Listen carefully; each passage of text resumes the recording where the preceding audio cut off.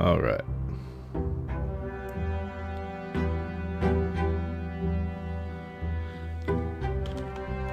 Hey guys, welcome back to another stream of The Life and Suffering of Sir Brante. It's such a long title, but you know, it's a good game, so we'll forgive it. So in the last one, we learned that the lots may be a bunch of bullshit. That what we know may not be what is the truth. We also lost one of our lives. We outraged Grandpa many a time, which I love. And now Gloria went off to some ruins to, I guess, find a hidden spot to write her rhymes, her poetry. Got assaulted by some thugs. Me and Stefan jumped in, kicked their asses. Didn't get our asses kicked whatsoever. No, not at all. I didn't almost lose my last life. And now there's a trial for the remaining thugs, and we're supposed to pretend that Gloria wasn't there because it would complicate the case for some reason. And as much as I don't want to lie about it, if it's going to complicate the case for some reason and avoid these guys getting the justice, maybe not that they deserve, but definitely a justice that should be handed out, I guess, I think we gotta go with the lie on this one. Okay.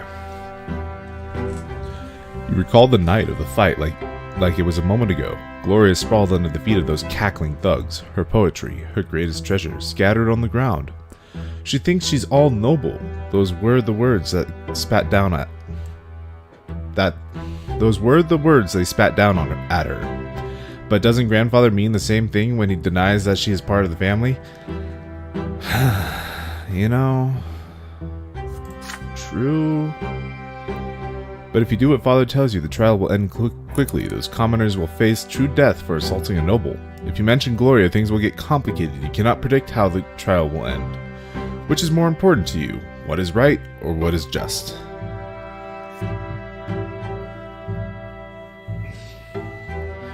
Yeah, we might convince Father that he's... Sorry, I got a notification. I think we gotta convince Father. We don't have a lot of willpower left, guys. Oh, we're getting low on willpower. But we're gonna convince him to change his mind. You look Father straight in the eye and tell him what you think. You are not going to bear false witness in court. He is a judge himself. How can he make you lie to Sir Elborn? And what of Gloria? Is she not Brante too? Does she not deserve justice? Or maybe Grandfather is right and she is just a freeloader who deserves nothing but shame. If so, how come Father agreed to take her into his home and under his protection? Yeah, you know, all great points that I didn't think of. I'm glad that the game pointed that out itself. Look, it's bright morning. I'm not thinking straight. Saying this to Father is tough. Deep inside, you pray he hears no weakness in your voice and sees no blood rushing to your cheeks. But it seems he is listening to you intently. The wrinkles on his forehead grow deeper as his fingers stammer out a staccato against the armrest. This is going to be tough, son, but you're right. You are right. I took Gloria into my home, and so I must protect her like my own daughter. This is my decision, and I must stand by it. I will speak with Stefan in the morning. Now I pray your grandfather never hears of my change of heart. The day comes. The trial takes place in the lesser hall of the city prefecture. Sir Elborn himself presides as the judge. You are the first to testify to the court. You tell the court the truth about that night. How the thugs humiliated Gloria. How Stefan and you came to help her, and how Stefan defended his half-sister. Out of the corner of your eye, you watch Grandfather's face grow red, yet he remains silent. You know, any outcome that pisses Grandfather off, I have to be for. Because that dude is a douche, and he killed me! Let's not forget, this is the man who cost me one of my lives. One of my 3 lives, which I only now have 1 of. There are confused whispers in the hall. The commoners on trial cry out. It's the truth. Gloria was reciting poetry, and they simply told her she was defying her lot. The situation has changed by this account. Stefan was not acting in defense of himself or another. He merely assaulted them first in order to retaliate against those who had insulted his half-sister. No, I don't think... You spread your feet and stand firm and inhale before you speak next. You asked in the hall, is it not a nobleman's duty to honor his family name?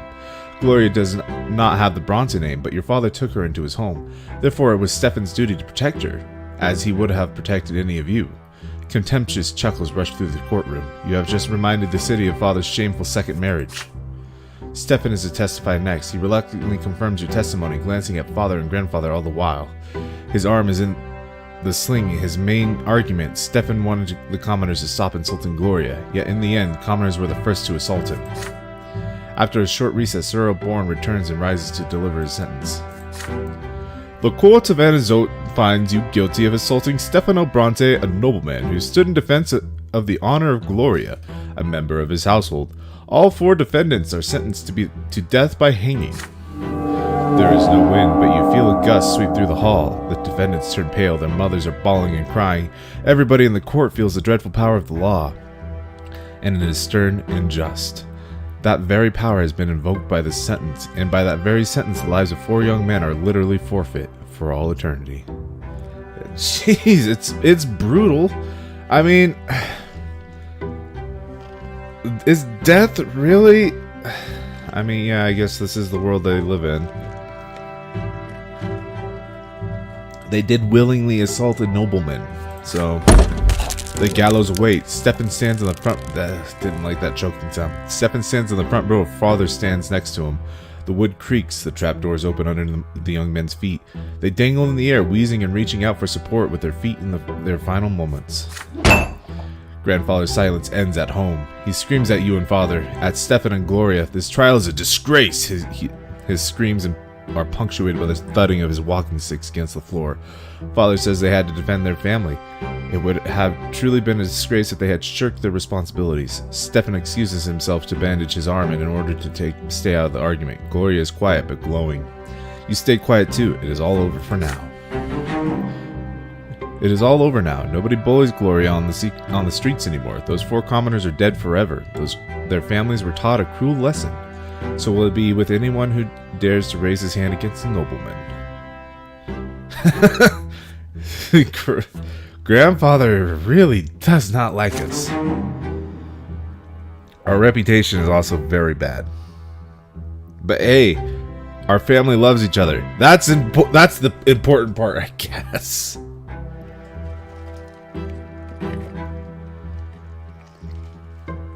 If we were going to take anything from this moment... Hey, I'm noble! Look at that! I'm a searcher for spirituality as well. I'm still ready for action. I still got a bit of willpower left. But steadily losing more and more. Whoa. This event is a consequence of your previous actions. Forbidden love. Wow, that's loud in my ears.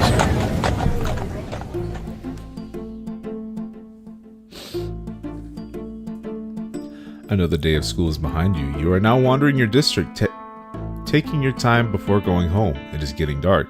Soon you are walking past the splendid mansion of Count El Velasco, one of Magra's richest landlords. You hear a familiar voice from the other side of the iron fence. It is Stefan's voice. It is followed by the sound of a young lady laughing. You peek through the fence and into the mansion's garden, and indeed there you see your elder brother, dressed like he is going to meet the Emperor himself. He is currently busy helping a pretty young lady out of the window. She locks him in an emotional embrace. You recognize her, Maria El Velasco, Count El Velasco's daughter. And as the whole city knows, she is already betrothed to another young nobleman from a far more illustrious family. Oh, Maria, I thought I would help you come down to earth from your heavenly abode, but your very touch brings me to the heavens. Damn. Smooth talker Stefan over here. It's quite the fucking line. He picks the Count's daughter up and holds her in the air. She laughs almost imperceptibly and kisses him on the cheek, but then Stefan takes her by the chin and turns her to face him. Their lips join in a kiss. A flurry of emotions wash over you as you watch it happen. Stefan is putting the reputation of his entire family at risk. Acting so frivolously with the Count's daughter may turn the Count's influence against all the Brantes, and yet Stefan always speaks so highly of noble bearing and composure in family honor. Stefan's face is glowing with joy. Your older brother, he is happy, truly happy. You have never seen Stefan like this, as his arms hold the Count's daughter in a tender embrace, so gently, as though he fears to hurt her. And Maria reciprocates his feelings. Must you really rob them of their secret joy? If you speak to him about this, no one else must hear it. You wait by the gate patiently until Stefan decides to return from his escapades. He is startled when he finally notices you standing by the gate. I mean, Stefan's not a bad guy. He just spends too much time with grandfather. Kind of poisons him. But can our reputation really take it? We are getting very low to disgraced.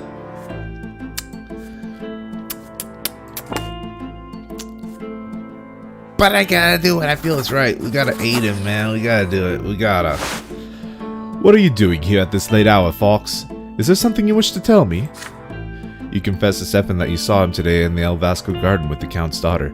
This affair puts both families' honor at risk, yet you say you are happy for him. You can see how much he cares for her. No matter what, it is worth the risk.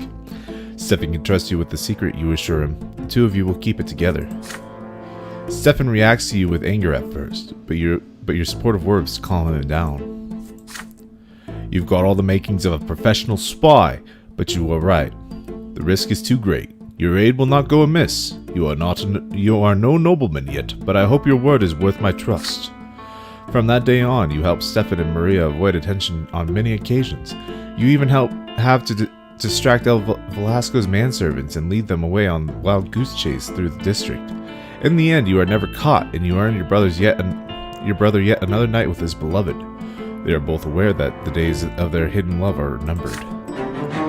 But how will your escapades affect the family's reputation? You and your brother agree, whatever happens, happens. Young love is worth the risk. Hey, holy fuck, we're spiritual. We are now soulful. I guess love is kind of a spiritual thing, isn't it? We found out about our elder brother's forbidden love. I thought it was going to be to a commoner. That would have really fucked the reputation of our family. God, I don't like the idea of arranged marriages. It's kind of messed. It's kind of messed, man.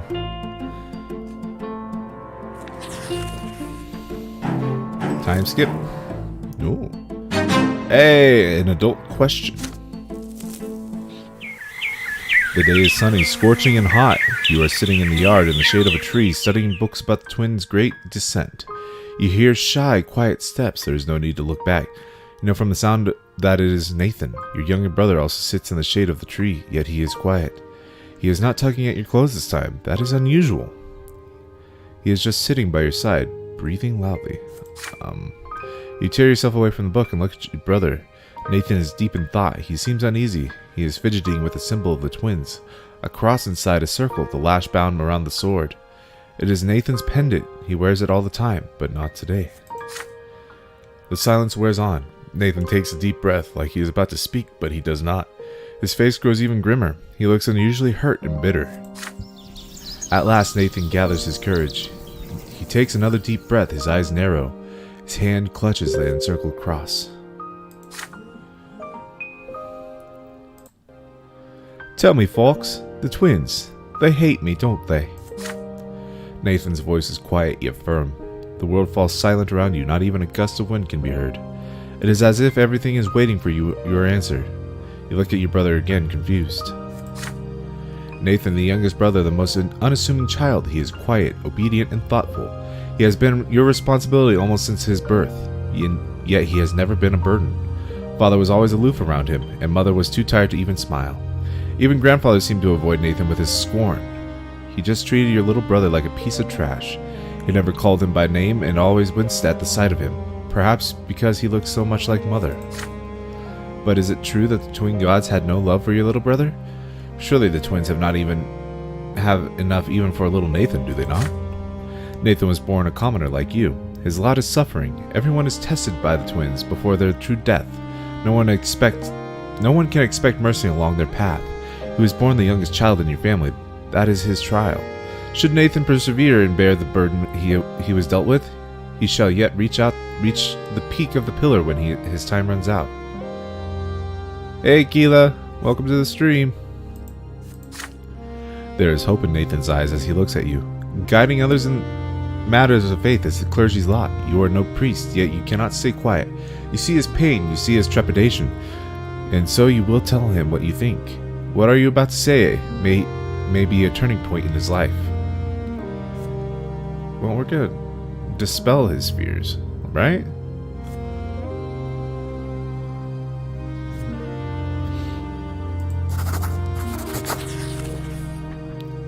Based on what I saw with Gloria when the twins touched her shoulder, I don't think that they're malicious, and they're tough but fair, I guess, maybe? I don't know.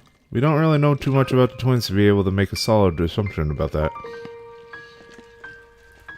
Only that they don't really seem to have really been evil? You tell your brother that the twins are more than just law and will. They are also love. So writes Isatius, the disciple of the elder, and so says Mother. And both of you and him were brought into this world through their providence. It is true that their love is quite unlike the love humans have for one another. They cannot forgive others unconditionally, like mother or father would. Your parents love you no matter what, but they are unlike them. And yet the twins bear no hatred, for they descended to our world and granted us knowledge of how to live. And this is a great treasure indeed. The twins put us all to the test with the hardships they send. They watch how we follow our lots. And if Nathan suffers and feels no love from them, then that means they believe in him and know he will endure this suffering. They know he will humbly accept it and let it pass through him, let it purify him. This is a manifestation of their love. Nathan hangs on your every word. The despair fades from his face. He is smiling. He puts the chain with the encircled cross back around his neck and around his neck again, and hugs you gratefully. So they do love me. Thank you. You've helped me hold my faith. You hug Nathan back and hear him sniffle on your shoulder. He will remember this little talk for years to come. Oi, we got more relations with our brother. And more spirituality. We are very spiritual. Look at our spirit. So much spirit. Receives a spiritual admonition from you. I mean, it was either, yeah, everybody fucking hates you, or no, there's love in the world.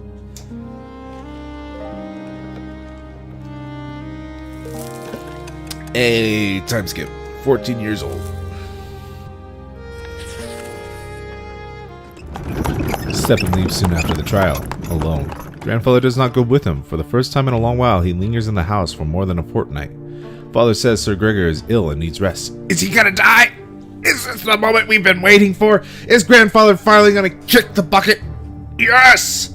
Oh, I mean, that's such a bad thing to say, but the dude's a bastard. Like, he's an asshole.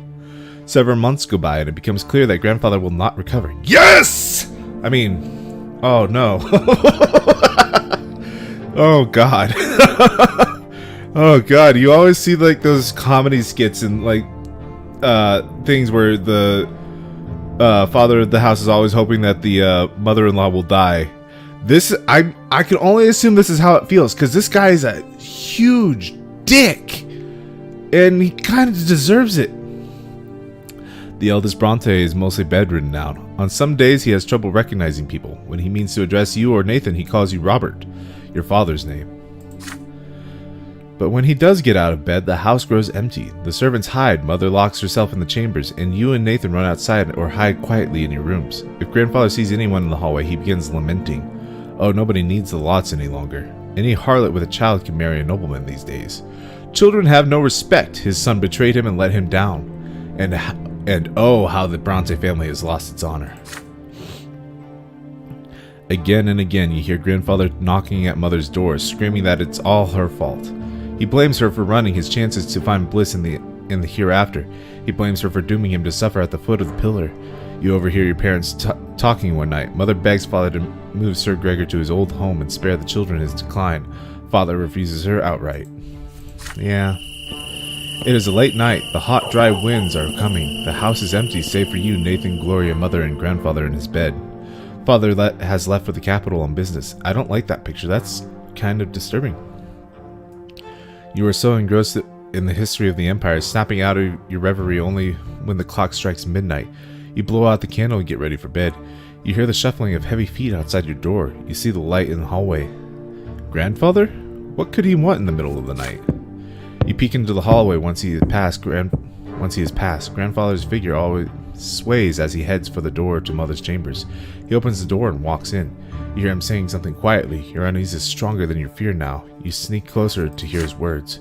You foul commoner, I have to cleanse my sins. I have to save my soul. You are my greatest sin, and what you have done to Robert and this family. I should have put a stop to this marriage. I should have stopped Robert from tainting this house by your presence.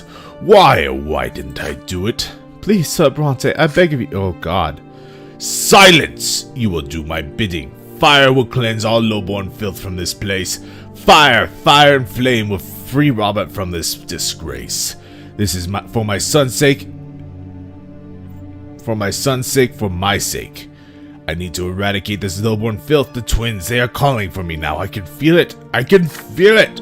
I beg of you, please have my... Oh my God. Mother begins to cry. You run into the room, unable to stay out of this any longer. Grandfather's gaunt figure looms over the mother's bed, and a lit oil lamp in his hand. Mother is sprawled out on the bed, crying. Please, just let me warn the children. I beg of you, Sir Brante. Your steps are loud enough to be heard. Grandfather turns to look at you. Stay out of this, Fox. Be useful for once. Worldly matters concern me no longer. I only see my sins now, and a sinner I am. A sinner! The twins... Oh, God. The twins, they forgive no one. They will judge me by the pillar. I must do something. I don't want to suffer for all eternity. Go away! Mother is crying. Grandfather is still looming over the bed, driven to madness. His hand shakes as it clutches the oil lamp. His eyes shine in the dark. He truly believes this has to be done. You are suddenly torn. What if he is right? What if that is the only way for his soul to find salvation? There's no going back now. You have to You have but a moment to act. What? Why is this even a concern in my brain? Of course! No, we're not going... Let it all happen. His grandfather wishes to purge his sins. He has the right to do so, even if it costs you your lives. What? No, we're going to stop him. Wait, can we?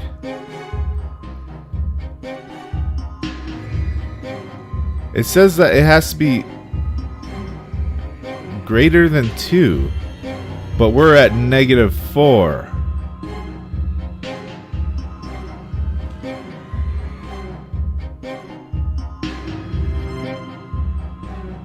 What? Oh, I think it's either or. We have to have willpower or we have to have his... Okay.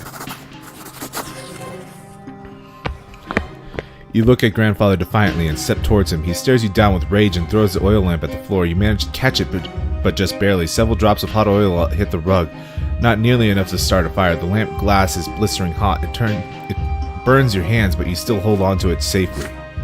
You lowborn scum! You've ruined everything! You're every bit like your mother. You... Enraged, she takes a swing at you. And you squeeze your eyes shut, but he does not hit you. Instead, there is a deep exhalation. You peek at him with one eye, just in time to see him collapse, all his strength fading away. His chest is heaving, his face a grimace of contempt. Another heavy exhalation. The contempt is gone. There's only fear now. Grandfather's eyes open wide, almost in surprise. He exhales. His eyes grow dim. Mother is there whispering a prayer. She is shaking violently. You put the oil lamp gently on the bedside table and call for the servants. They carry the body away. It does not disappear. True death has found him. He will never return. You spend the rest of the night with Mother in the sitting room. She will not let go of your hand. For many, many nights afterwards, she keeps seeing Grandfather's shadow out of the corner of her eye. Yeah, that would be pretty fucking traumatizing. I mean, you had to... Why was your door not locked? You just left your door unlocked knowing that he was kind of going a little fucking nuts? Well, you know, it doesn't really matter about our relationship right now because he's dead. He's very dead. In fact, it says right here, his status is true death. Yeah. Father returns from turn in the morning after. He is unusually composed as he arranges for the funeral. The house becomes quiet, not the looming, heavy sort of quiet of the past few months, but the calm relief you all feel now that the crazed old man is no more. Yeah, you know, I think everybody was just hoping this fucker would die.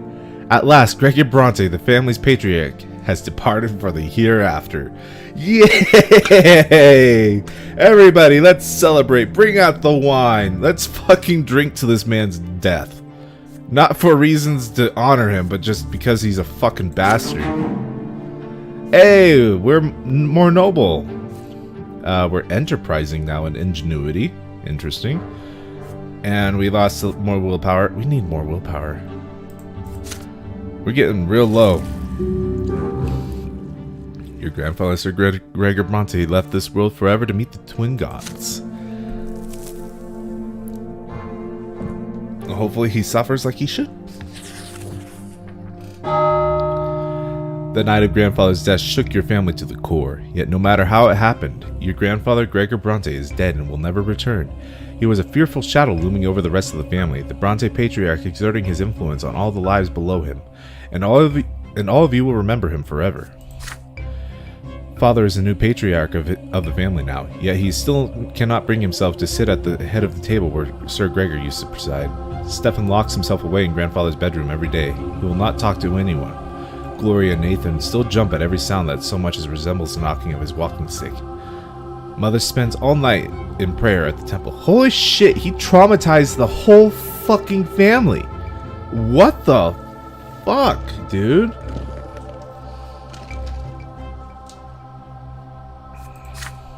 And yet the house has become calm and quiet with his passing. But there is one more thing that must be done. The final farewell. It weighs heavily upon your soul. The day comes to pay your final respects. Father goes to the tomb alone, save for Stefan, Nathan, and you. Mother and Gloria stay at home. Only nobles or those who may become nobles may join this ritual. There is a solemn silence as you walk to the crypt. Father is the one who breaks this silence when you finally reach the door of the family crypt. Your grandfather built this crypt, and now he will be the first Brante to remain here in body forever. The first ever noble in our family. It is our duty now to hold the sacrament of flowing blood for Sir Gregor. We will honor his legacy and join him as the founder of the noble Brante dynasty. Stefan perks up at Father's words. His hands still clutch Grandfather's sword. Tradition decrees that it must remain in the niche above the owner's sarcophagus. Nathan, on the other hand, looks even more frightened now. Ooh. That was supposed to be a door opening? I didn't like that sound. Stairs carved of white stone lead you downwards. Deep in the gloom of the crypt atop a pedestal, you see the sarcophagus that holds Grandfather's body. Father takes a moment to compose himself before paying his final respects. Gregor Brante, my father brought our family into nobility through his unshakable will. He was a judge and a loyal servant to the empire. He lived his life as if he had been born noble, and he never strayed from the path that he had chosen. He sought to make the Brante family ennobled by the sword, so that our children's children might be of a noble birth. The twins know I abided by my father's words all my life, even if I could not obey him every time. Father let out a bitter chuckle as he says this. Wonderful. Stefan glares at Father, then turns to glare at Nathan at you. What? Stefan glares at Father, then turns to glare at Nathan. I think that is supposed to be "and you." After all, the two of you were born of father's shameful decision to marry a commoner. All of you remember his disastrous passing, yet he did not die a true death he deserved. Yet we all must know that he fought for the future he believed in to the very end, and he would be proud to see his family bid him farewell with the sacrament of the nobility. Stefan still glares at father sullenly. His fingers remain clutched around the grandfather's sword. Nathan barely pays attention to the words. He looks around with unease, his arms folded across his chest. This is starting to get stressful. Father reaches into his jacket and pulls out a slender dagger, thin and sharp. He takes off his gloves. Watch me carefully, my sons. Make a small cut on the palm of your hand and let your blood flow into the duct on the wall of the crypt. It will join your grandfather's blood, here and flow forever. Then ancestor and progeny will become as one. We shall enter our family's blood tide and receive grandfather's final blessing, for his blood flows first in our blood tide. He will respond to you. You are part of him, and he is a part of you. With a quick motion, father slices his hand and holds the bleeding cut above a small opening in the wall. Then he hands the dagger to Stefan. Stefan cuts his hand without hesitation and does as father did. You receive the dagger next. The dagger's handle feels warm. You hesitate for a moment as you look at the palm of your hand. If you participate in this ritual, you will enter the Brante blood tide. You are a low-born child, a child who is still a commoner. Are you ready to claim your legacy as a descendant of the nobleman Gregor Brante? The eyes of your father and brothers are upon you. Nathan, the youngest brother, will follow your example. You can be certain of this. I haven't taken the nobleman's sacrament. And I definitely can't ask for his blessing. I guess my only option is to give the dagger back. You return the dagger to father and say you cannot participate in the ritual. You are a commoner, and your back bears the mark of the lash. Grandfather would never have let you honor his name as a nobleman. Nathan nods in agreement. You do not deserve this honor. Father furrows his brow and shakes his head. Stefan, help me close the lid of the sarcophagus, and remember to ask for grandfather for his blessing. And as for you two, it seems you weren't ready to walk the nobleman's path after all. You're right, son. Your grandfather would never have allowed it. The lid of the sarcophagus falls into place with a heavy resonant thud. Then suddenly, you all freeze as each of you hears your late grandfather speak to you, his voice loud as it rings the depths of the crypt, and yet it speaks to each of you separately. Foul blood, weakling. I knew you'd never had it. Stop. Had it in you to rise above your meager birth, fox. You have not a drop of nobility in you, and your pathetic little brother is the same. You are a taint upon my flesh and blood. Be gone from my crypt. Jesus. Your legs carry you out of the crypt of their own accord. Out of that stuffy crypt. You can finally breathe again. You hear the low footsteps behind you. You turn around and meet Nathan's gaze. You did the right thing. Even if it weren't for you, I'd have done what father told us. Grandfather said I should stay away from his legacy. Said it'll do me no good if I try to follow in his footsteps. How's that for words of guidance, eh? Nathan sighs in it as he embraces you. I didn't have a choice. Father and Stefan leave the crypt much later and walk to the carriage without a word. You and Nathan humbly follow behind them. Jesus. Father and Stefan leave the crypt much later and walk to the carriage without a word. You and Nathan humbly follow behind them. Yay, we got more willpower from that, though.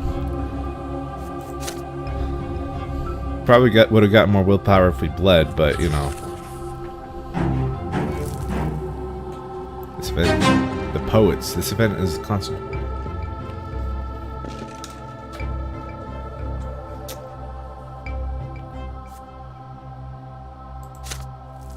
Did we lose ingenuity? Wait.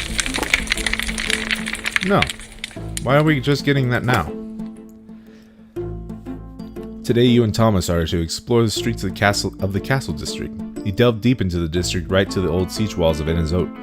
The city needs these walls no longer. There are no more enemies left for the Empire to fight. Since the twins descended and chose the Tempest dynasty to rule the Empire, it has spread one sea to sea, bringing us rule and peace for many generations.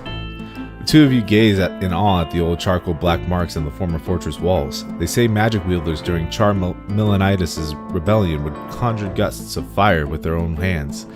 The rebellious duke fought against the emperor and the Church of the Twin Gods in the days of yore, but nothing remains of his rebellion now save for scorched ruins and parched land throughout Magra.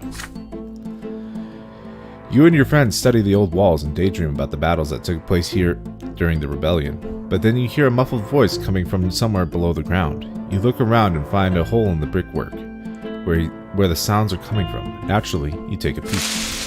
You see a half-ruined hall built below the ground and a handful of young men and women standing there in the dark. They look a little bit older than you and are wearing plain shirts and dresses. A young man is standing on a piece of crumbled wall, reciting some of his poetry.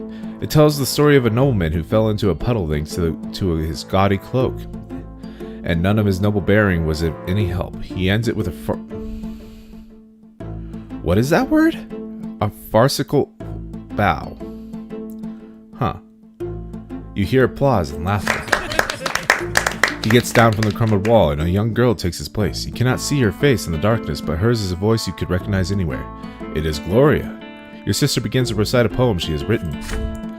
Nay, Gloria, yours is no proper life. You are to be a mother and a wife. Accept the kitchen apron up for a gag, and though another voice now takes a crack. You're straying from your lot, you've got some nerve. Eyes down and be obedient and serve. Your husband, children, house, they are your absolute. Nay, Gloria, you are but a rotten fruit. You lean down and hear her better, but sand and stones fall from under your feet into the underground hall. Gloria looks up and meets your gaze. Thomas pulls you away from the hole. So they're reading poems. Imagine that. They sure hate nobles, and even Gloria. I never thought your sister could do that. But they sure gonna get in trouble if they get spotted by an adult. Bad-mouthing a noble will get you flogged into next week. Not to mention all the trouble you can get into for writing poems if you're a commoner. You'd better tell your sister to lay off. We'd better stay away from them too. You nod. Being around these people puts Gloria in great danger, but you know your sister. It will not be easy to tell her this. Your adventure in the castle district is done for tonight, and you and your friend return home.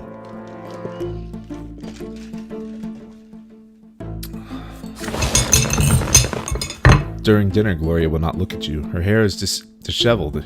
Is she afraid or is she ashamed? You are also worried sick. This literary gatherings may spell danger for your sister, but for an illegitimate child like her, there are so few ways to forge her own path. Dinner is over. Soon you and Gloria are alone at the table. What are you going to tell her? I'll keep her secret. We've kept plenty of secrets before.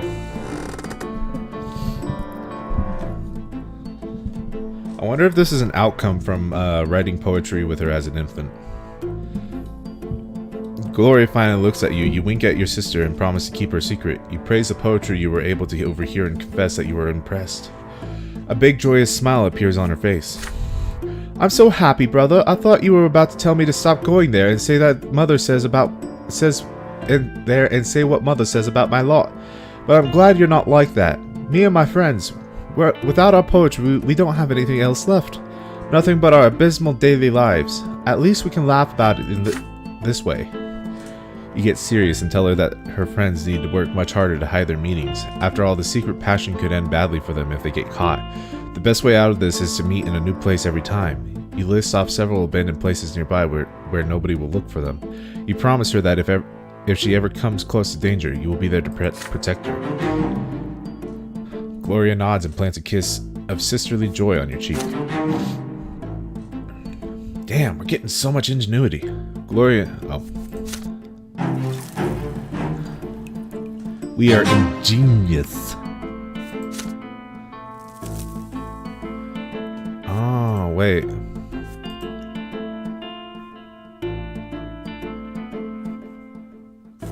There we go.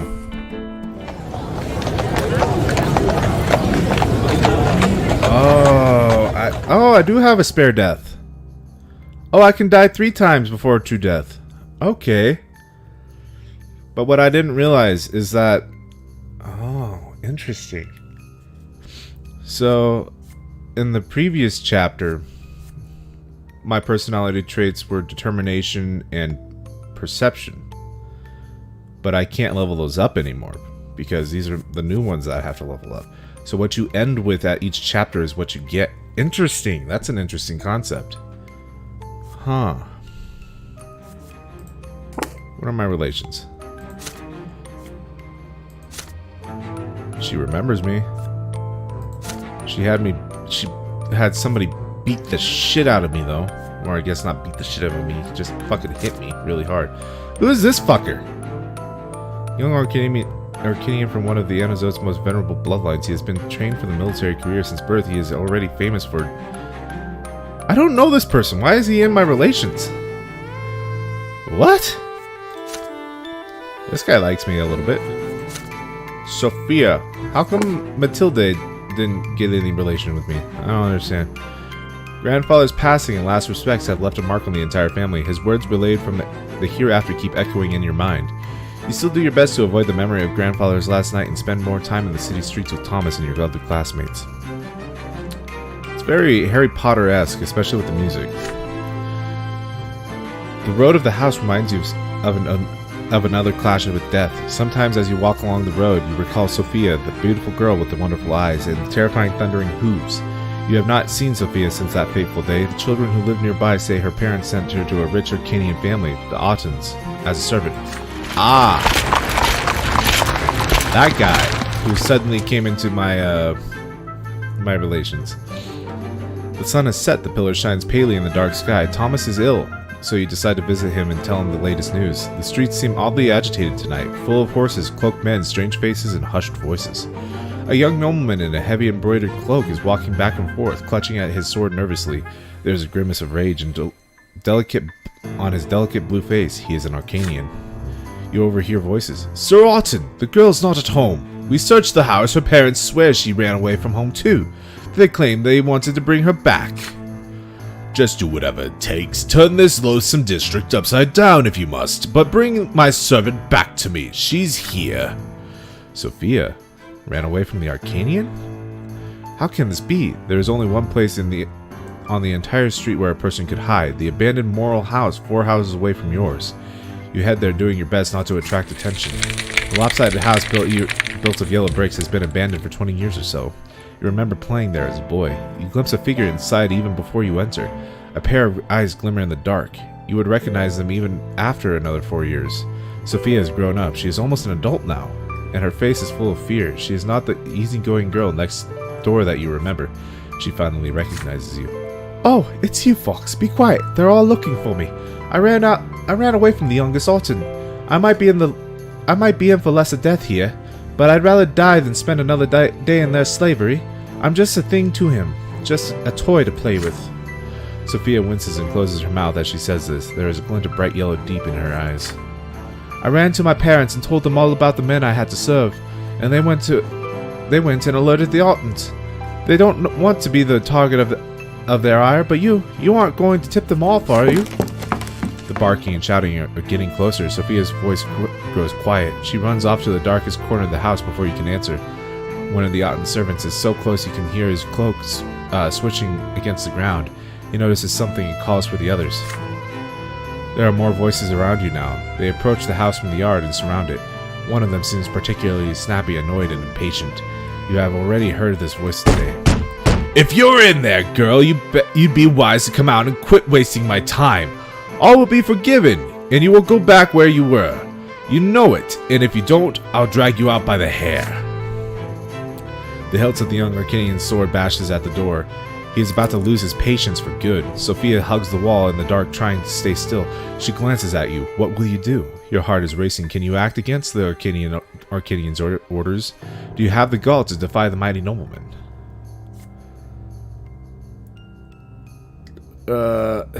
Well, that's going to kill us. Hey, we can help her flee, though. Things have become too dangerous. You're not able to influence the fate of Sophia. Well, I definitely can.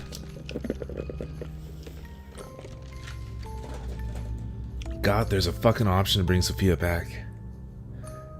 Oh, you can bring her back if she's died her first death. But you can stop Otton if she hasn't. I wonder why those conditions are like that. Interesting. But we're gonna help her flee, because we're a genius! We have ingenuity! You grab Sophia's hand and run down the stairs to the old cellar. She resists you at first, until she reads your lips. There's a secret way out. You sneak into the cellar, leading the way. The floorboards groan above your heads as the Arcanian and his men search the house. But only children who grew up in the district know that this cellar leads to the neighboring district. You lead Sophia to the hole in the cellar floor and help her squeeze in. There it is, an old tunnel that leads to a well 2 streets away. None of the children know who dug it, yet you played here and chased each other through it so many times as a lad. And now the secret passage will rescue Sophia from genuine pursuit. Soon you are in the well. There is nothing above you save for the sky full of clouds. You wait until you hear no more footsteps around you, then climb out of the well and help Sophia up. You lead the way to the slums around the temple district, the easiest place to disappear. A dog in the nearby house starts barking. One of Otten's men appears in front of you. You take a step back as your fingers search for a brick ready to defend Sophia no matter the cost. She squeezes your hand and then you hear a high-pitched scream of rage. A flash of yellow light stuns you. In the blink of an eye, Otten's man freezes and collapses, unable to get up. Sophia's eyes are no longer sky blue, they are yellow now. She lets go of your hand, you recoil in fear. You weren't supposed to see that, Fox. Don't worry, I won't hurt you, but I won't let them take me. I won't go back to Otten after this. I need to run. Run as far as my legs can take me. Oh, she's a witch. Thank you for helping me. And farewell. Sophia gives you a gentle kiss on the cheek and disappears down the dark alleyway. You stand there stunned. Sophia is a witch? Her magic bound Otten's man by the arms and legs, made him unable to move. You hear Otten's screams of rage and the thumping of his men's feet, but Sophia is long gone. It's a shame that was all you could do for her. Oh, she's trusting of me. The runaway girl becomes the talk of your district for an entire week. You overhear Sophia managed to flee the city. The Ottens are furious. After the sudden appearance, she disappears from your life once more. You will not see her again until much, much later. And we lost willpower. Ugh. Keeping up willpower is starting to get a little hard.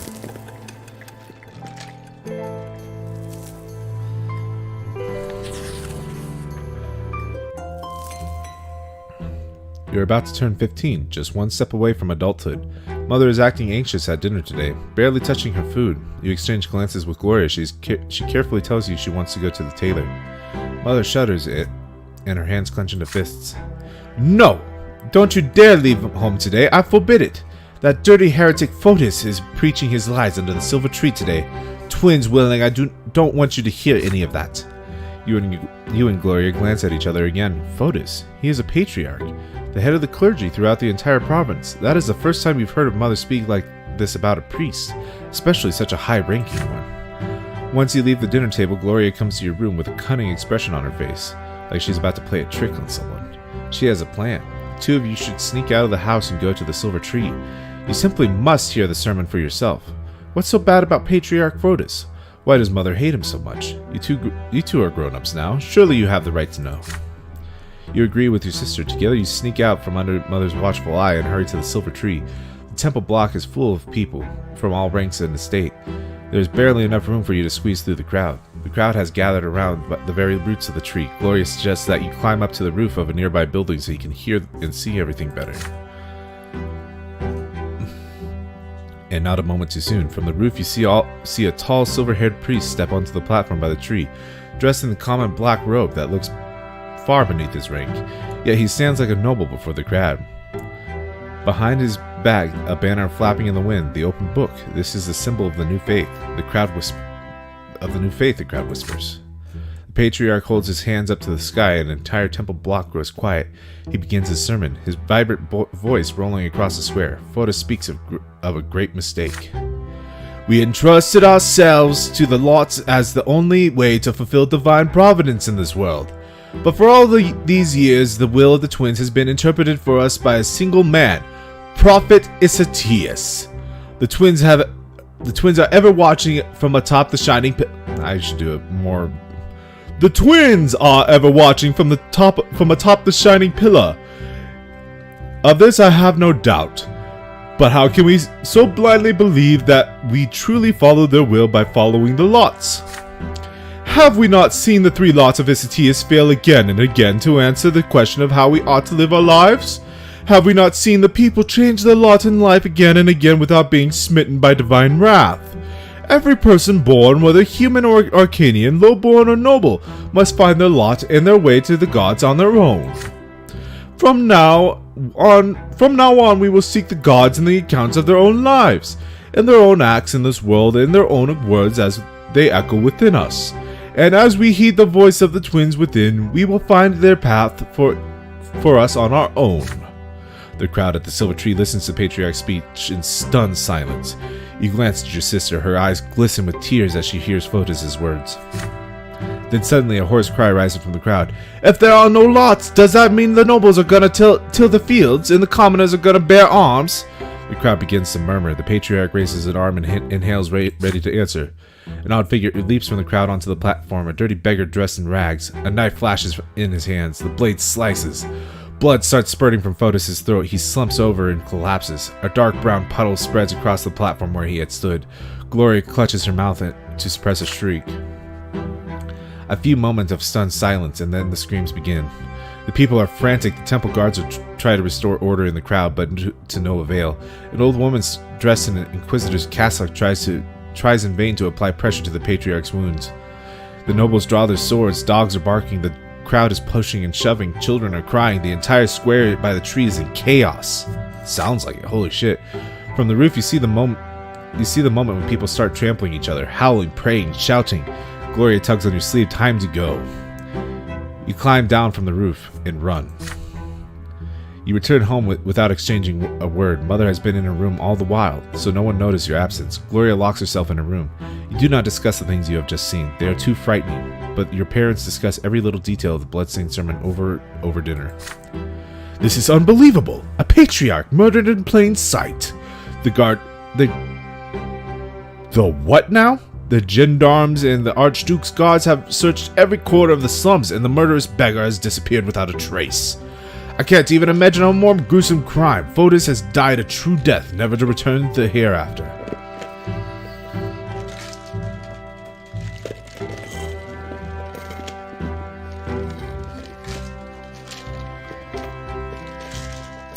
I imagine it was an Arcanian assassin, because they're the most at risk if such a truth were to get out. But how? Why can't the Patriarch be reborn? He's so close to the twins.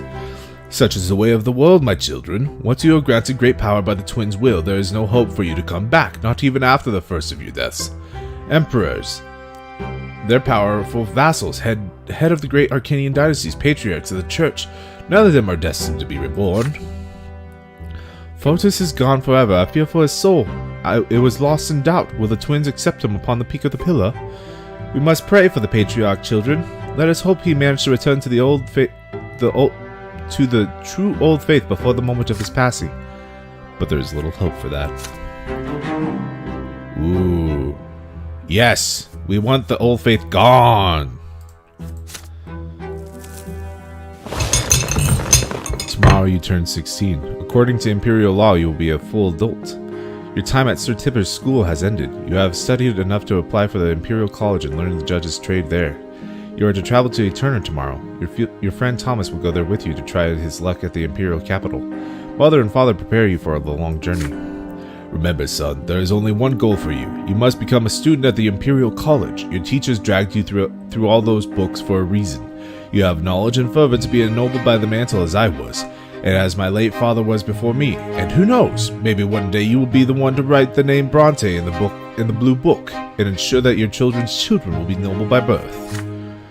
Then mother speaks to you carefully. There is worry in her eyes. But Robert, there may be another path for our son, Stefan. Stefan, your firstborn, was born a noble.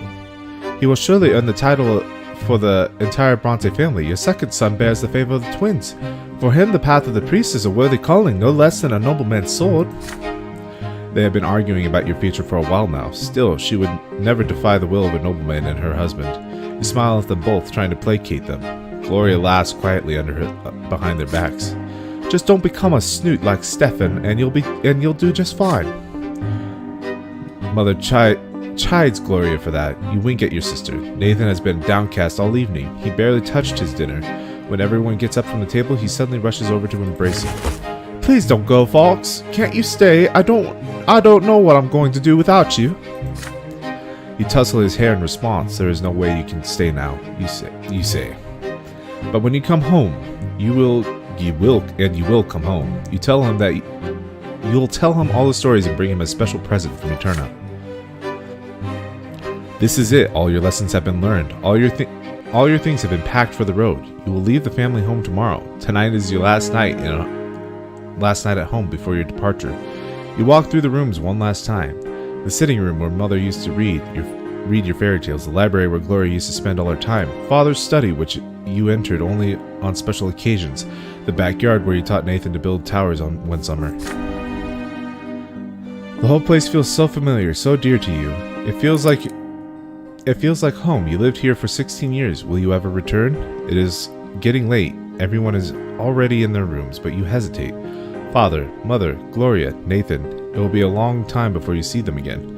Who will you spend your last few hours at home with?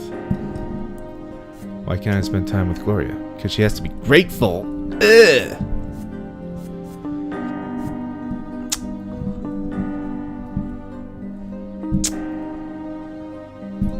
How is Gloria not grateful? We've kept so many of her secrets.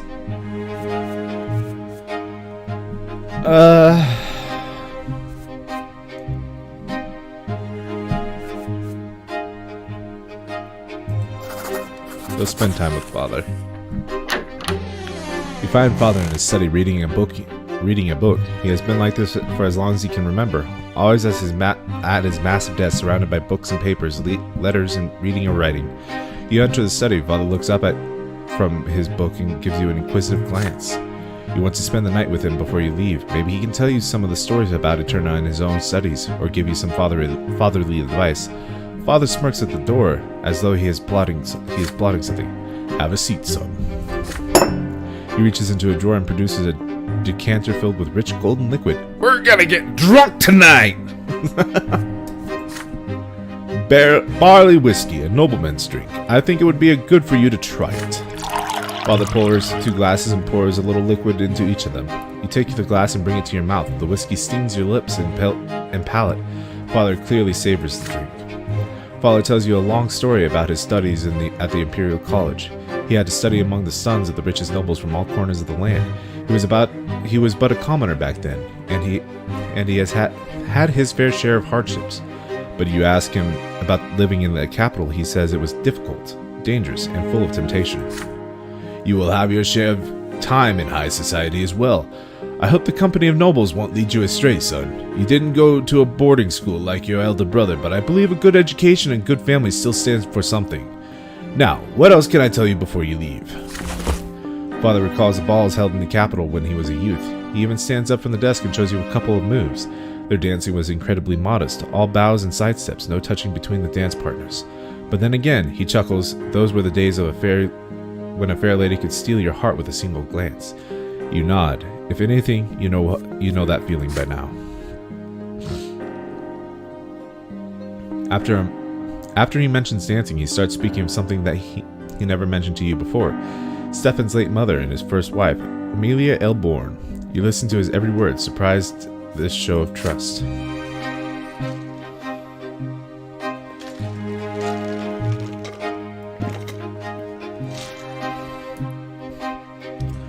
Oh, Amelia Elborn was the noble bird of prey of an Azot, and the ballrooms were her hunting ground. Everyone thought they could tame her. Your grandfather saw her just once, and then he was off to Baron Elborn to negotiate the marriage. I was impressed by her, and I was so proud of myself, and yet I expected Amelia to be reborn after childbirth, but it did not happen. And when I recall it now after so many years, I see that the gods arranged it this way. Otherwise, I would not have never started a family with your mother, and how much I had to suffer for marrying Lydia. But she alone is the true heart of our family. Aww. The sun is about to rise. You should rest before the long trip. Before he leaves for his bedroom, Father embraces you tightly. I'm so proud you are an adult now, son. You are capable of achieving so much. Always remember that. You get into bed, your head spinning slightly. This midnight talk with your father, was it about your future or his past? Regardless, it will remain in your memory for years to come. Hey, we are dignified. Holy shit, that was a lot of nobility. You leave your family home for a long time. Your future awaits you in Eterna, the capital of the Empire.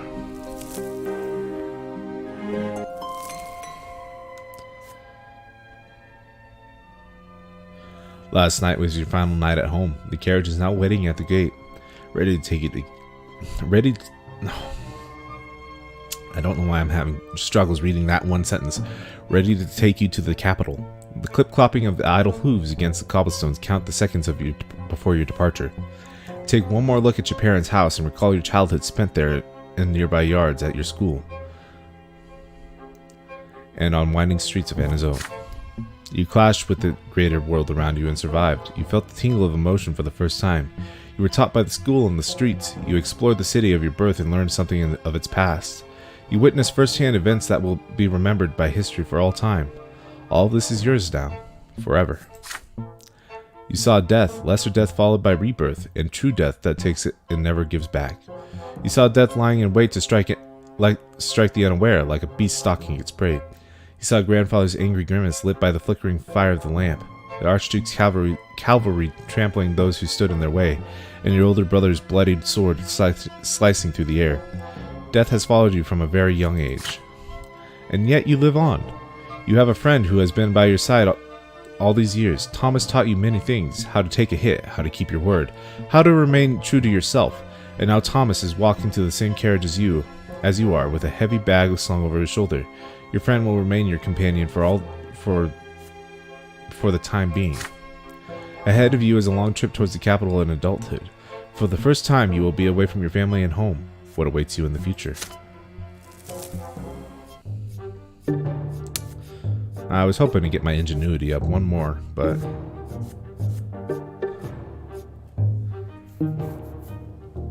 You survived your first clashes with the greater world around you and felt the tingle of emotion for the first time. You were taught by the school and the streets. You explored the city of your birth and learned from its tales. You witnessed firsthand the events that will be remembered by history for all time. It is time for you to leave your family home. So we're enterprising. God, I wanted to be inventive. We're soulful, enterprising, and dignified. I feel like those are pretty decent stats.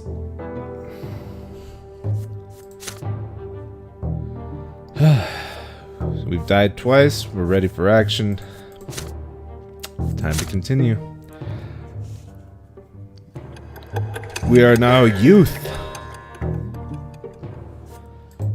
16 years old. I wonder what my personality traits will be this time. Leaving my hometown behind, I set out for the capital of the Empire. There, I would discover my role in society.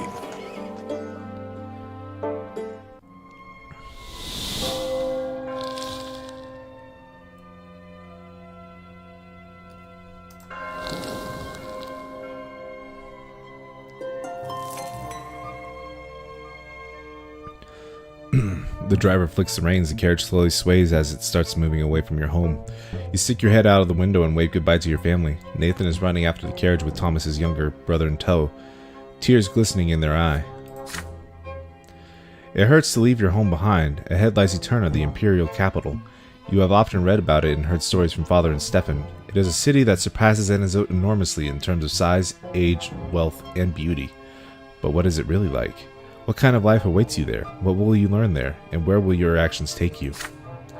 You pass the old walls of Anazote. Somewhere within them, the old fortress is the old fortress you and Thomas built together out of wooden planks, now left to the care of your younger brothers. You two are adults now. Perhaps the fortress will crumble now abandoned, or perhaps your brothers will continue what you started. Who knows? You look down at your hands, knuckles covered in scars from the street's antics. Fingers stained with ink. Mother gave you a cross to wear away from home, and now you can feel its warmth against your chest. Your family counts on you, even though they all wished a different future for you, but they are behind you now, in Anazo. From this point on, Only you will decide which road you will take. This is the journey you prepared for. Oh my god, I don't know why that fucking tripped me up. This is the journey you prepared for throughout your entire childhood. Ahead of you lie many years in the capital. Years that will determine your fate and your place in society. God, once I get thrown off, it just all comes through. Whoa. Oh, interesting. Huh. All my stats are going... Oh. Are coming together now. Oh, I'm naive. Gross. I'm a neophyte in theology. Huh. Mediocre fighter. I'm inexperienced in scheming.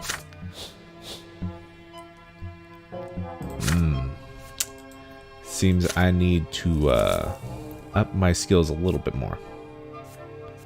Path of the Lawless. You remain in the common estate with no choice but to fend for yourself and make your own way in the world. Path of the Priest, Path of the Nobleman, and I can experience true death!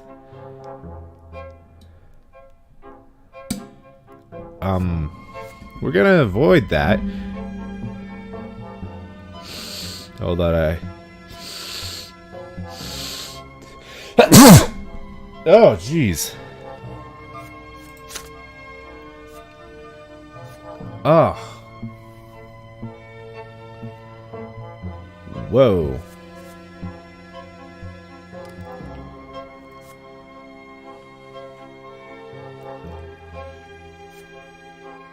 Wasn't I supposed to be able to join some sort of secret society in the last chapter? I seem to have missed that. There's a lot of things that can happen in this one. So I'm promising in diplomacy. Well, we don't really care about manipulation, I guess. What's the next? Canny, clever, con artist. I don't think I want to be those things. We need to get our valor up. I want eloquence wouldn't be too bad. I wish I was more eloquent. Definitely not the most eloquent speaker. Alright, let's get this chapter underway. Oh, this is a short chapter. It takes a whole month to reach Turna. You and Thomas spend the days wagging your chins and staring at the scenery as your carriage makes its way along the road and towards the next province. Soon it crosses from a familiar barren, arid lands of Magra to the stately mountains of Illyria. During one of your many stays at the roadside inn, the two of you even manage to share a whole bottle of strong wine and keep it a secret from the servant who drives the carriage. Adult life feels positively intoxicating. Soon, I tell you, soon we'll be there, and I'll earn my sword as soon as I get accepted into the military academy, you'll see. And then nobody's gonna walk all over me like I'm some commoner. You keep rehearsing everything they taught you in school. Soon you are almost at the end of your long journey. You have left behind the arid rocks of Magra, the mountains of Illyria, and the flooded meadows of Archnia. Eterna, the capital, is right ahead. That's really loud. Please stop. Situated at the junction between the Regalta and Taurina rivers, the city is vast. 3 majestic stone bridges keep its 3 shores interconnected. Smooth stone paves the main city streets. Gilded moldings decorate the... Oh my god. Smooth stone paves the main city streets. Gilded moldings decorate the buildings. Towering pillars reach high into the sky. Your carriage takes you past a spacious park with marble fountains and intricately trimmed bushes. Ugh. On the streets, you see ornately decorated carriages bearing Arcanian coats of arms and abundant merchants' tents filling the streets with beckoning cries and unusual sights.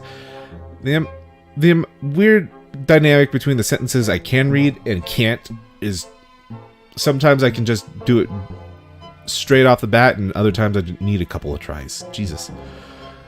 Spires of ancient temples dot the city skyline. The carriage comes to a halt. The carriage comes to a halt on a large city square with a towering marble fountain. The coachman says you have arrived. Thomas is to apply to the military academy. The academy barracks are 2 streets away. Your lodging house is the alleyway nearby. A room has already been reserved for you. You get out onto the street and say brief goodbyes to each other. You promise to meet again after the entrance exams. Then your friend disappears into the crowded streets of the capital. You don't have to play busy sound street noises every fucking time. You are left to your own devices in this vast city. A group of nobles walk past. They are dressed in well-fitting clothes decorated with gems and golden thread. You are not even noticed. Street urchins chase a dog down the alleyway. Soldiers of the Imperial Legion are marching off fifes and drums towards the barracks. Humble pilgrims are gathering to the great temple of the twins. There are the sounds of music and fountains and the smell of baked bread and garbage drinks. You quickly check at the lodging house, then go back outside. The sun is setting. The streetlights come to life. Merry music fills the taverns. Couples and nobles coaches with tinted windows fill the streets. And noble coaches. Sorry. I didn't realize that was a description of coaches. Shadows and hushed voices and laughter fill the parks. You are all alone with this city so vast and unfamiliar. You take a look around, determined to fill your first night in the capital with memories. You see young nobles gathered by the fountain, talking and making jokes excitedly. One of them keeps glancing at the clock tower. They are about your age, their clothes are hand-tailored, and 2 of them bear noble swords. They seem to be waiting for something. It might be a good idea to make their acquaintance. It would be the most helpful and to develop a familiarity with the influential nobles of the capital. Again, your loud noises are not necessary for this. Jesus. Loud music from a large establishment on the corner distracts you for a moment. The servants have just opened the shutters to the air out the. The servants have just opened the shutters to the air out the hall. I want to say out of the hall, but out the hall. It seems there will be a gathering inside. People from various estates greet each other as they take their seats. A servant by the door of the establishment hails you. Sir Gert Arkwright, okay, will be making a speech about the right to the common estate. If you wish to listen, you'd better get inside quickly. Then you look at the great temple of the twins. At the far end of the street, the pillar shines in the evening dusk above it.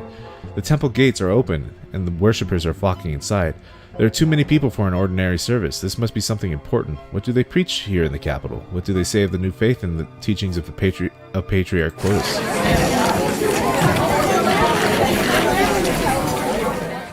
Every new turn of the page is just loud noisiness.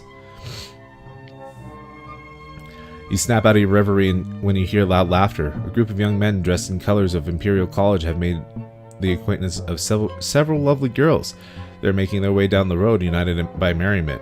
One of the girls smiles at you. It is an invitation to join them. They turn the corner and walk away. You can still hear their voices ringing and echoing through the street. A night of revelry and jolly. Loud fun doesn't sound half bad. This is your first night in tournament. No matter what you choose, you will remember it for a long time to come.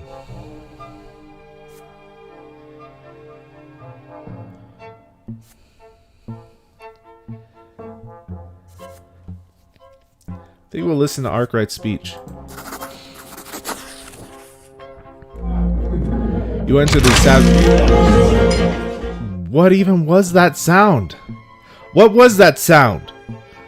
You enter the establishment and find a free seat next to a group of well-dressed young men and women. Soon the hall fills with people packed wall to wall. A richly dressed elderly man with a tenacious gaze and a wrinkled forehead appears before the audience. My name is Gert Arkwright, and I'm an industrialist from Elria. I should start off with a few short words about myself. Just like you, I was born in the common estate.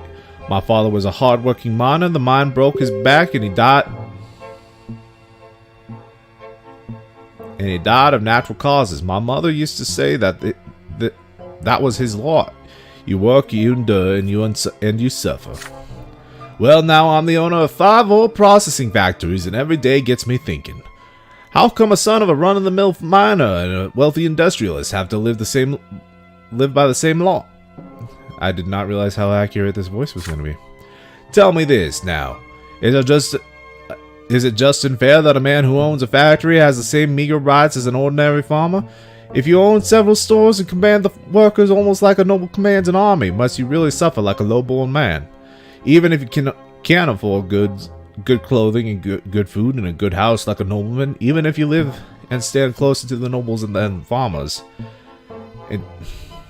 even if you live and stand closer to the nobles than farmers and tinkers and manservants.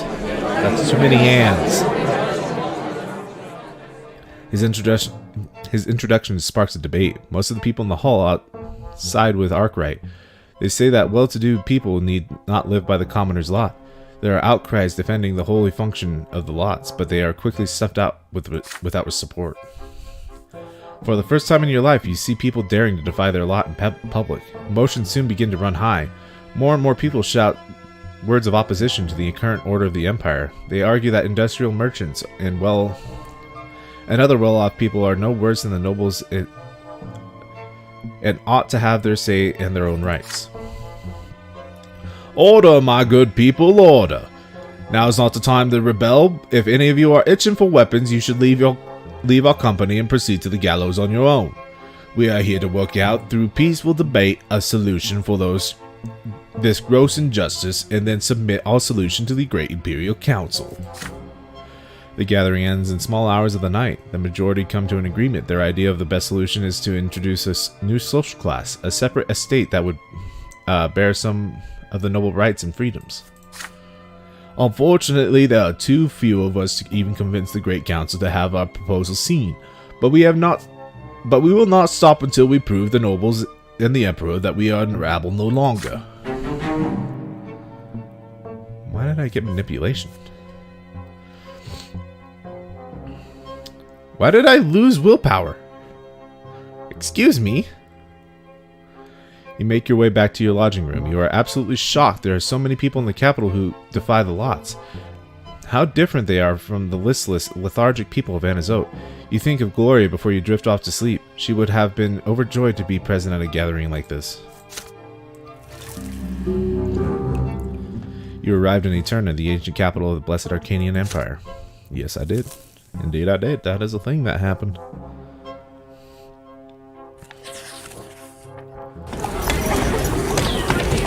You have spent the last 3 days studying books, but today you decided to take a walk through the streets of Eterna.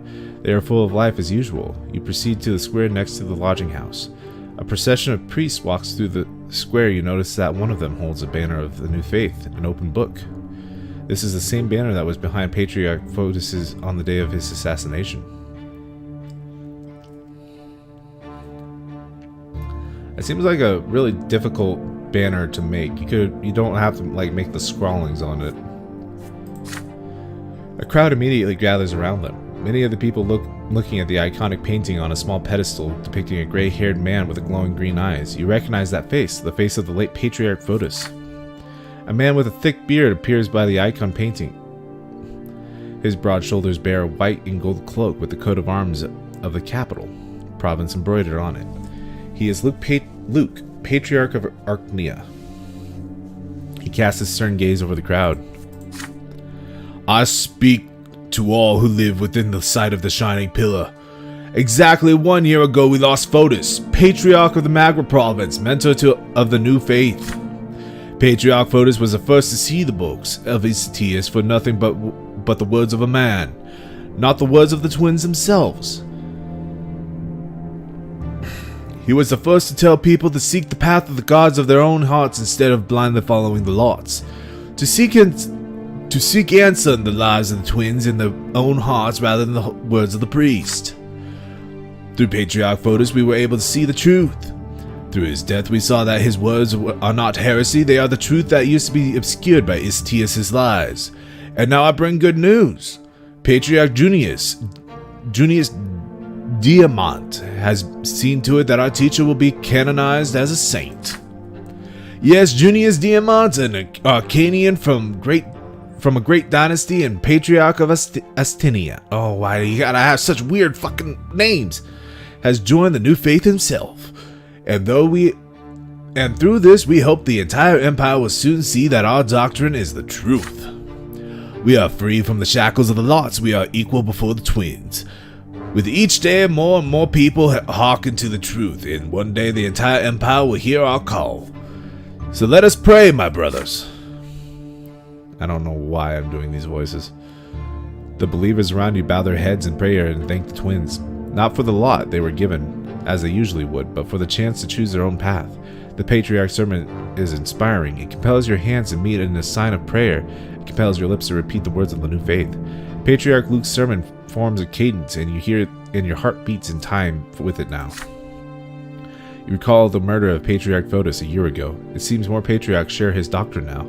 The news of Junius Diamant joining the new faith is stunning. If an Arcanian from a great dynasty has sided with Fotis' doctrine and agreed to see everyone as equals under the twins, the new faith must truly be putting down roots. But suddenly several figures appear from the podium, figures clad in black with glinting silver on their sides. Inquisitors! They push through the crowd and form a circle around Patriarch Luke. One of these priests rises from the crowd. He is clean-shaven, tall, and with chiseled features. Everyone falls silent at the sight of him. The Inquisitor speaks with a booming voice that can be heard by all. Alright. I am Father Ulrich. In the name of the twins and by the might of an Inquisitor, I order you to turn around and leave. The words you're hearing are full of lies. Patriarch Luke has set out to poison your hearts and minds, and the Inquisition will not allow this heresy to spread. The only true path in life is the will of the twins. Life offers no other choice. You are hereby ordered to disperse at once. Most people leave the square immediately. Few want to get involved with the Inquisition. Some people stay, however, and some even shout angrily, "We want to listen to Luke. He is the Patriarch of Arcania. And he has more to say. Get away from our sermon, old believers. We will not listen to you and your hoary old lies about the lots. Inquisitors, bring those who may yet listen back to the lots, and leave the others to the champions of faith." The black-clad Inquisitors descend from the podium and approach the people who chose to stay. With nothing but their words, they make the people stop shouting and start listening. The uproar ceases quickly. They have dissected the crowd, split it into smaller groups, and surrounded each Inquisitor. One of these Inquisitors chooses to approach you. He is a humble-looking man of age with a rough haircut. He looks you straight in the eye as his lively, soulful voice forces you to listen to his words despite yourself. My name... What voice? My name is Father Jeremiah. I know your thoughts were stirred by the Patriarch's words. You are not sure whom to trust, but I teach at the seminary. I have been studying the teachings of the twins my entire life. You can trust me. I know can hear. Wait, what? I know can hear. I know can hear. I know can hear. I know can hear what I have to say. Alright. I see their light in your eyes, light of the true faith. Will you listen to my counsel, my son? You feel no malice in the words of the Inquisitor Jeremiah, only hope. It is his lot to aid you, to guide you away from the error and set you on the path of the true faith. He is a priest, so he should know the truth, or perhaps the Inquisitor himself is in the wrong.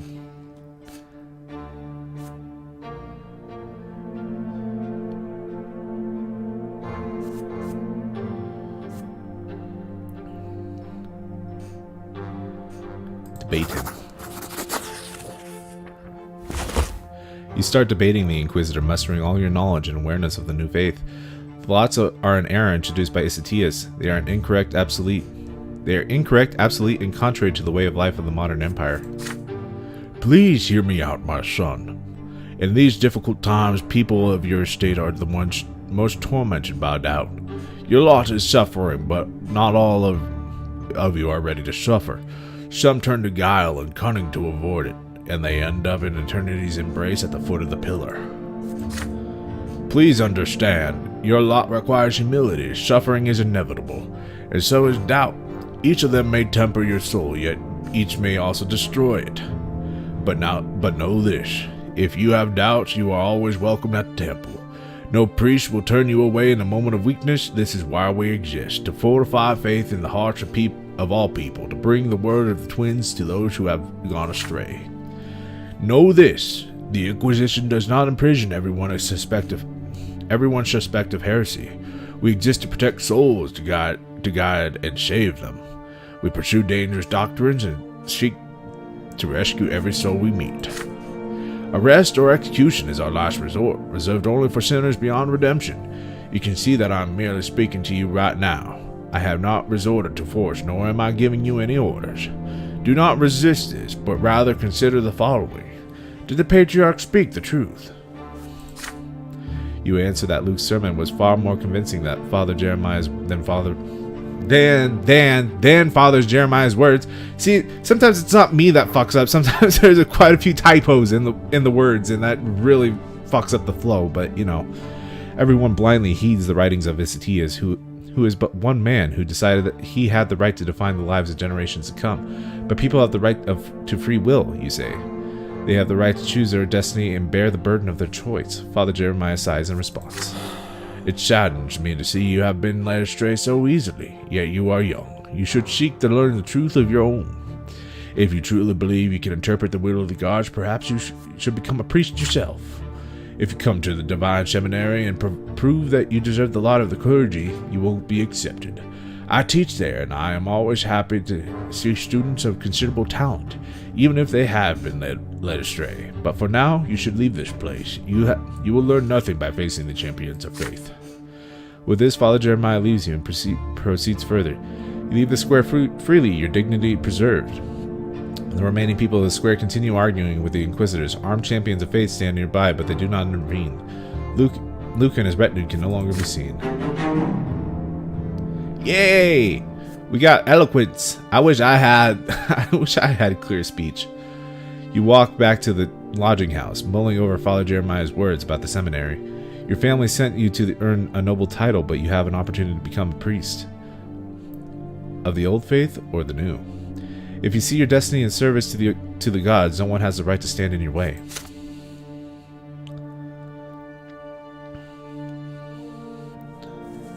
Oh, we advancing a year? Patriarch Luke's sermons have converted many commoners and nobles of the mantle to the new faith. There are now several temples in Eterna that follow the new canons with Luke's blessing. This has led to no small amount of anger among the followers of the old faith. Oh, I bet. 2 mighty bishops of the church led the new faith. One of them is Luke, the patriarch of Archnia himself, spiritual mentor of the capital province. He preaches all across Archnia, his every sermon adding to the new faith's flock. The other leader of the new faith is Patriarch Junius Diamant, hailing from a great Archnian, I hate that fucking word, dynasty. He is also the de facto ruler of Astinia, of Astinia province. Adored by his subjects, he has founded the Holy Order anew. Junius Diamant rarely preaches, but people believe the Astinian patriarch attends to the needs of all who convert to the new faith. The schism within the church is growing. The split has furthered the divide between the commoners and the nobles, though thankfully there has been no direct conflict as of yet. But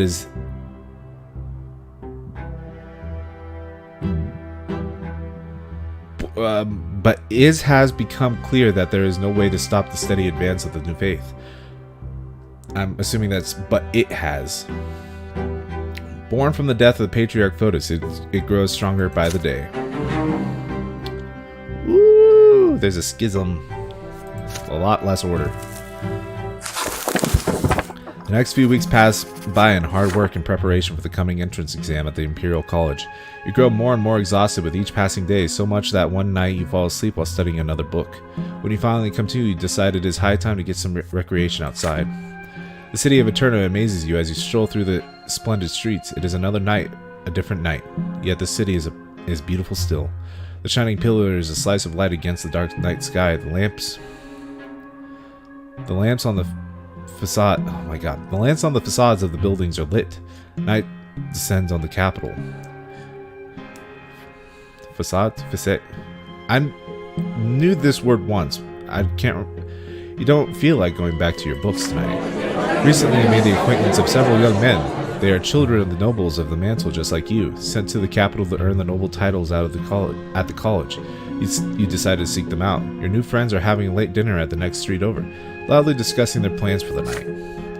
Some speak eagerly of a dueling club where you can see the most skilled and ardent duelers in the Empire doing what they do best. You have never seen professional duelers fight. It must be far more exciting than father's fencing lessons or at that fight in the ruins in Amazo. And if luck favors you, perhaps you can even make useful contacts among the noble families in the capital. The others try to convince the rest to take a trip to a certain secret salon. The establishment is expecting a guest tonight, they say. A young lady who speak about the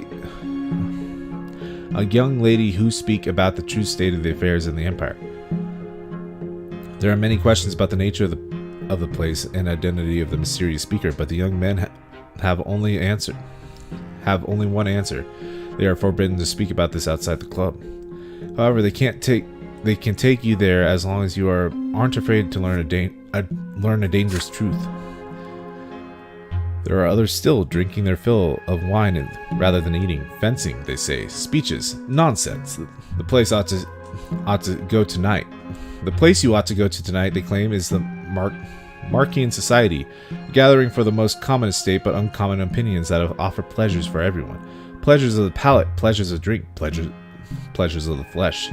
Is this not heresy and a crime? Perhaps. And yet some of your newfound friends are eager to go there. In the end, your group splits into threes to spend the nights as they see fit. What will it be? A contest featuring the best fencers in Eterna, an establishment both mysterious and dangerous, or an encounter with people who defy their lot with audacity? You weigh your options.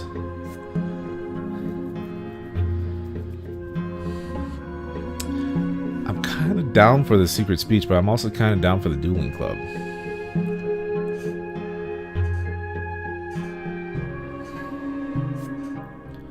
Let's look at our personality.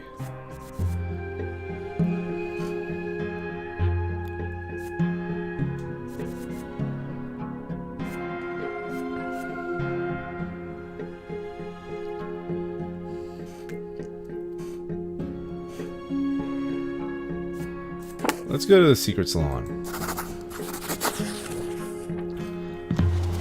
The secret salon is an unremarkable wooden building down an alleyway a few blocks to the great temple of the twins. A couple of tough, taciturn fellows at the door eye you suspiciously. Their faces are obscured by hoods, but one of your newfound friends nods to them, and you are allowed inside. The inner rooms are stuffy and overcrowded. All the partitions have been removed to make room for more people. There is a raised platform next to one of the walls, perhaps a stage. There are benches all around. They are occupied by people of the common estate, most of them modestly dressed.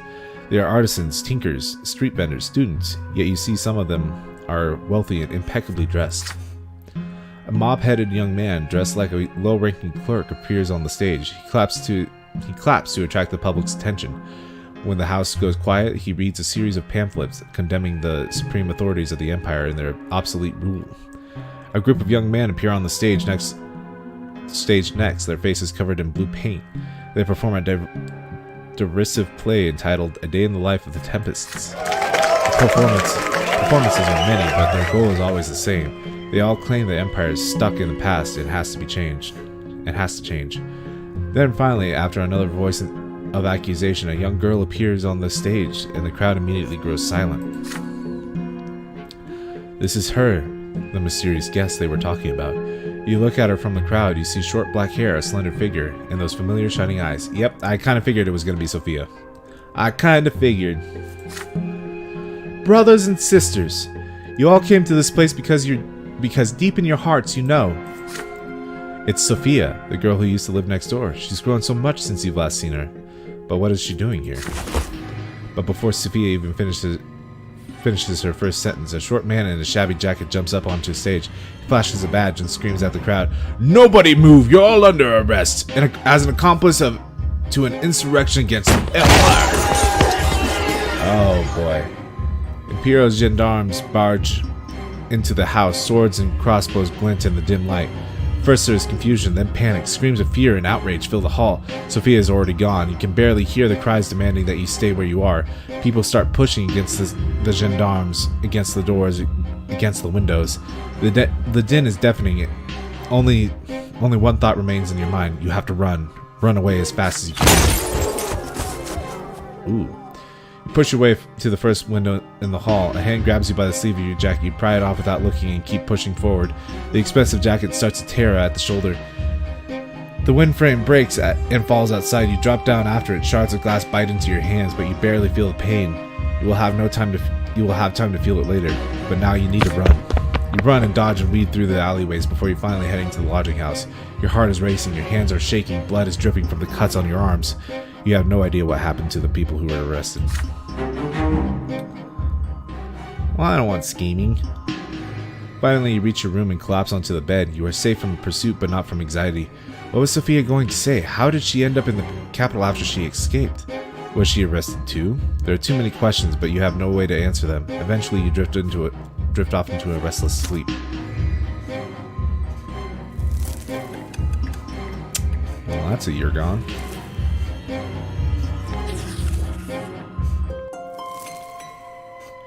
You are on your way to the largest library in Eterna to study for your entry exams. It is right next to the college. The streets are full of people. Everybody is excited. You hesitate for a few seconds, then you let your curiosity get the better of you and head towards the place where you will soon study. Before long, you hear the shouting. The great chancellor is about to give a speech about the future of the empire. You cannot possibly miss this. You mix with the crowd and soon find a convenient place to listen and watch what is about to unfold. On the steps of the college, you see a small tribune guarded by two Archneans armed with swords. This is the first time you've ever seen an Archnean standing guard, let alone two of them. The doors of the college open to reveal a stately Archnean surrounded by an honor guard. It is he, Cornelius Tempest, great chancellor of the empire, younger brother to the emperor himself. He heads to for the tribune and casts a look over the square. It is full of people in awe and utter silence. Long ago, humans witnessed the Archneans' arrival. The two nations built the empire side by side. The province joined us one by one, and Magra was the final province to attain the absolute might and majesty of the blessed Archnean Empire. Yet, there was another great event long before that. 4 centuries ago, the twins had graced us with their presence. With their arrival, the twins granted us their will. They showed us their love and their law. They granted us knowledge of what awaits us in the hereafter.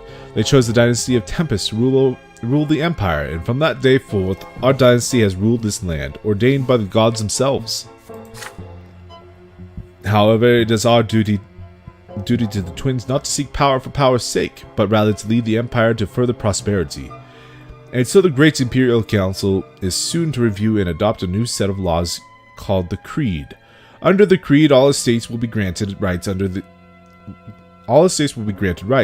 Creed, there will be one law for all Imperial citizens to obey, human or Archnean, from the lowliest commoner to the Emperor himself. The strife among the estates will end. A single law will resolve all our quarrels. Glory to the Empire. The Great Chancellor throws his arms into the air. The crowd murmurs and applauds in approval. Cornelius Tempest casts another look over the crowd and leaves. The crowd disperses. The sounds of agitated discussion are everywhere. Is it true the Emperor's dynasty seeks to grant equal rights to all states? What will happen to the Empire then?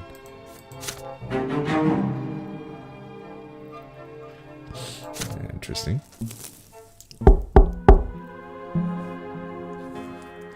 It is early morning. You've been awake since sunrise studying. There is a knock at the door. Is it a letter from home or a hotel servant? You open the door and freeze stunned. Hello, Brante.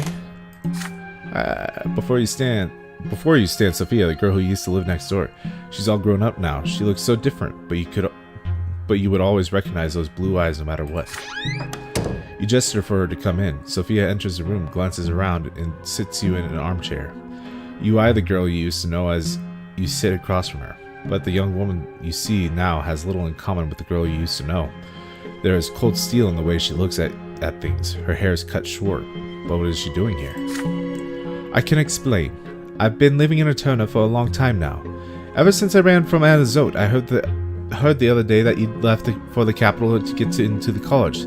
So I found you, and here I am. You ask how Sophia learned about your arrival and where you are staying, but she answers your questions with an enigmatic smile. Well, we'll get to that later. Right now I want to see how much you've changed since we last saw each other. As for me, I've changed a lot. I'm a whole different person now. You look away as you recall your previous encounter back when Sophia ran away from her Arcanian master. Sophia chuckles as she continues. Would you like to know what happened next? I traveled through the entire empire all alone. I had nothing. My journey ended only when I reached this place, the capital with all its important people and events. This is the heart of the empire. It is a place where I can make a difference. I've made friends here. I've found people I can truly call my family. I've even gotten an education of sorts, and I have a purpose now. I fight against injustice. I fight against the lots. I fight those who treat our lives like mud on the pavement.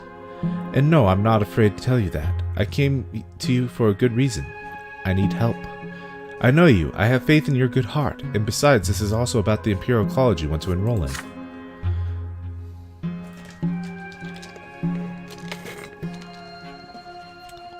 There is a scholar there by the name of Bartholomew Dextra. He teaches natural sciences at the college. Dextra is an old man, but he's quite progressive. He'll stop at nothing to advance science and acquire new knowledge. As you know, only second-generation nobles or above are allowed to teach at the college, but Dextra, he is a commoner.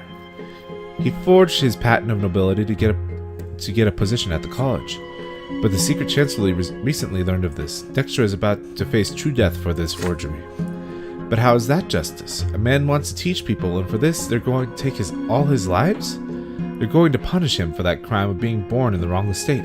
It's evil and obscene, and I will not stand for it. Dexter deserves to be rescued. But I don't want to put anyone in danger, so I need your help. You're from a rich family. You're almost a noble. If you help me get Dexter out of the city, nobody will suspect anything. No one will know, and the scholar will live on to continue his research elsewhere, far away from the secret chancellery. Will you help me? You feel perplexed. Sophia's sudden request. She is asking you to break an imperial law and undermine the work of the secret chancellery to save the scholar. Rescuing Dexter would be an adventure, but it would also be incredibly dangerous. Besides, Dexter is a fake noble. He resorted to lies and deceit to get his current position. How much does this matter to you? Sophia's blue eyes are studying you, waiting for your reply.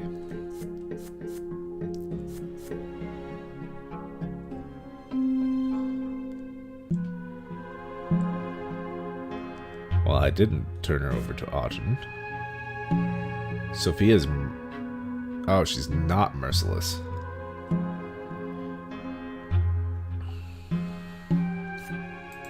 And we have to help her.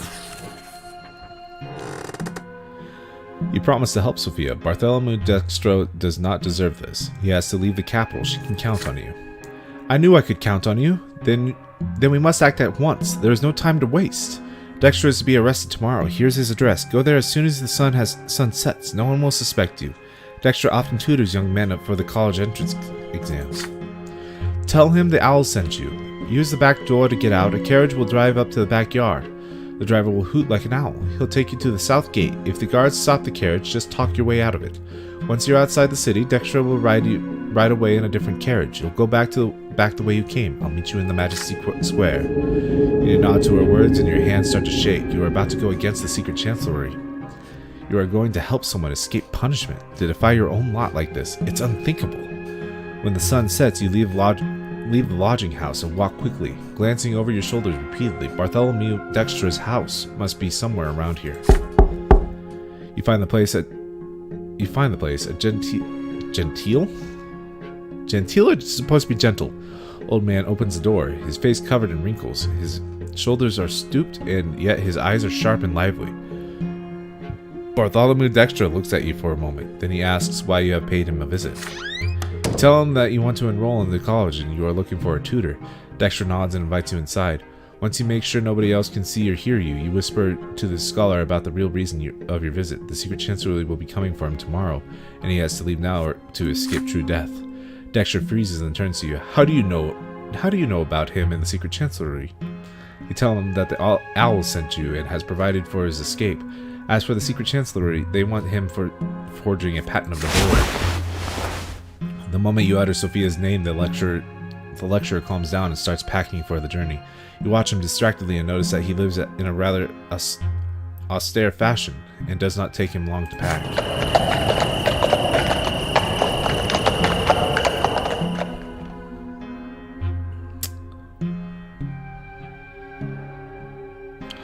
I don't understand this sentence. Hear the quiet clacking of the hooves in the yard. Carefully, you and Dexter... I think it's supposed to be you here? Carefully, you and Dexter proceed to the backyard of the building. You see a carriage there. The driver hoots quietly. You get in. The carriage rolls down the road. There is tense silence in the closed-off space inside the carriage. The scholar wrings his hands anxiously. Through the carriage windows, you see a massive city gate passing by. You are almost outside the city, but then a loud voice reaches you. Halt! The driver obediently halts the carriage. 2 city gendarmes approach you. You leave the carriage to face the gendarmes before they can take a peek inside the carriage. They look you over and ask where you are going so late at night. You tell them you are the son of a judge in Magra, here to enroll in the college, and right now you wish to visit the estate of a newfound friend. To convince them further, you mention the name of a noble son you have become friendly with. The gendarmes release the carriage and wish you a pleasant trip. You drive along the high road until you encounter a peasant wagon. Dexter will take it to seek refuge far from the capital. Before the 2 of you part ways, he pats you on the shoulder and tells you that you have done a truly brave deed. Indeed I have. I'm a great person. You return to the city without incident. You find Sophia in Majesty Square as agreed, sitting on the bench by a streetlight reading a book of some sort. She closes the book when she sees you and offers you her hand. So, did everything go according to plan? You nod. Then we've earned ourselves a bit of free time. Let's go. You set off on a walk through the maze of narrow back streets. Finally, you have some time for questions. What happened to... Getting to that point where I'm just blending all my sentences together. How long have we been streaming? Almost 2 hours. I'm not quite as exhausted from doing it as I was yesterday, but you know. You set off to walk through the maze of narrow back streets. Finally, you have some time for questions. What happened to Sophia after those last 2 years? She was just a girl before, a servant. How is she now a revolutionary? Sophia just smiles sadly. You've seen what I can do. I'm not just a girl. The Inquisition caught up with me when I ran away from Anazote.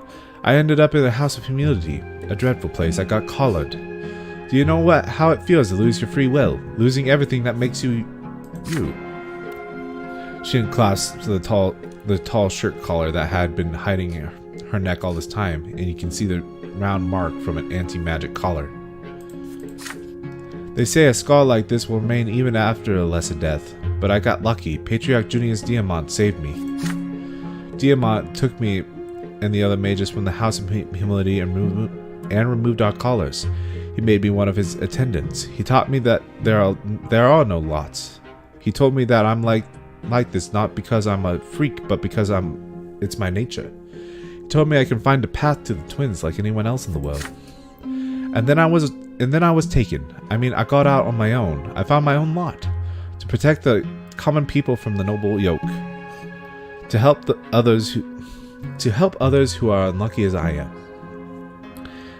To fight for a different world, a world where everybody has equal rights. A world where mages don't get robbed of their will just because of one aspect of their birth.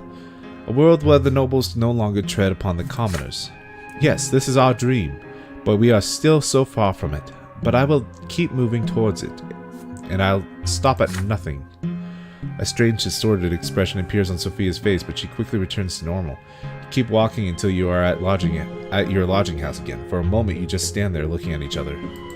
Then suddenly, Sophia embraces you. For a moment, she remains still in your arms and whispers, "You should join my cause. If we work together, one day we'll become a force to be reckoned with. I know you came here to find your way, but I'll never believe you really want to bind yourself to other people's laws and desires for the rest of your life. The path I walk is dangerous. It's almost hopeless, but it's worth living for. Think about it. Goodbye." Then she withdraws just as quickly and disappears in the dark streets of Eterna. You make your way back to your room, exhausted by the events of the day. Was this really just a single day in your life? I got valor from that. Sweet.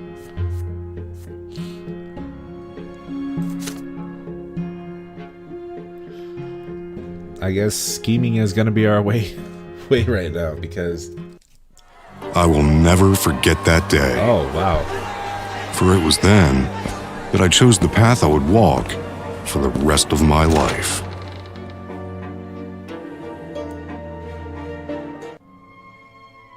All right. So that was the end decision, is we're gonna join the resistance. There are only a few days left until the Imperial College. Oh no, he's saying that because we're about to get to the Imperial College. History, law, theology. You spend all day reading it and rereading the books you brought with you, staying at the Library of Eterna for hours, sometimes until it closes. As the day of the exam approaches, your hands are shaking more and more, and finally, the day comes. A clear sky hangs over Eterna today. The breeze is warm. You dress in your best outfit, a gray jacket and velvet colette trousers. You comb your hair carefully and polish your boots until they shine. You leave the lodging house and head for the Imperial College. Your legs grow heavier with each step. Your anxiety at the fact your fate will be decided today is virtually tearing you apart. The college is a majestic building that looks not unlike a castle. In the square in front of you can see already several dozen people, young men, sons of nobles, and the mantle like you, waiting for the college's doors to open. Time slows to a crawl. At last the doors open. A stately man dressed in a professor's mantle appears at the entrance. He is the dean of the college. Students-to-be fall silent as the dean gets ready to deliver his welcoming speech. Oh jeez. But the silence is interrupted by heavy footsteps and clanking armor. A squadron of warriors emerge near the college, led by Arcanian officers. Their banners bear an image of the golden grains.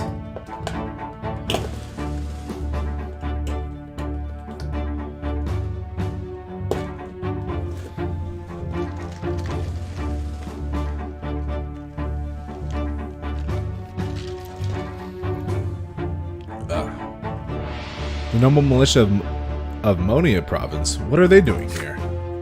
Nobles of Monia form a circle around the college, each warrior moving quietly, precisely until a chain is formed. One of the Arcanians is clad in an old-fashioned suit of armor. He is the leader of the militia. He locks the bar on the massive doors of the college into place, and then proceeds to the stairs to address the crowd loudly. Commoners! Before you stands Egrius of the Monroe dynasty, Archduke of Monia. By my will, the college is hereby closed and today's entrance exam is cancelled. Your lowly origins will make you unfit for the great honor of rendering service to the Empire. A right that ought to be available only to the hereditary nobles of the sword.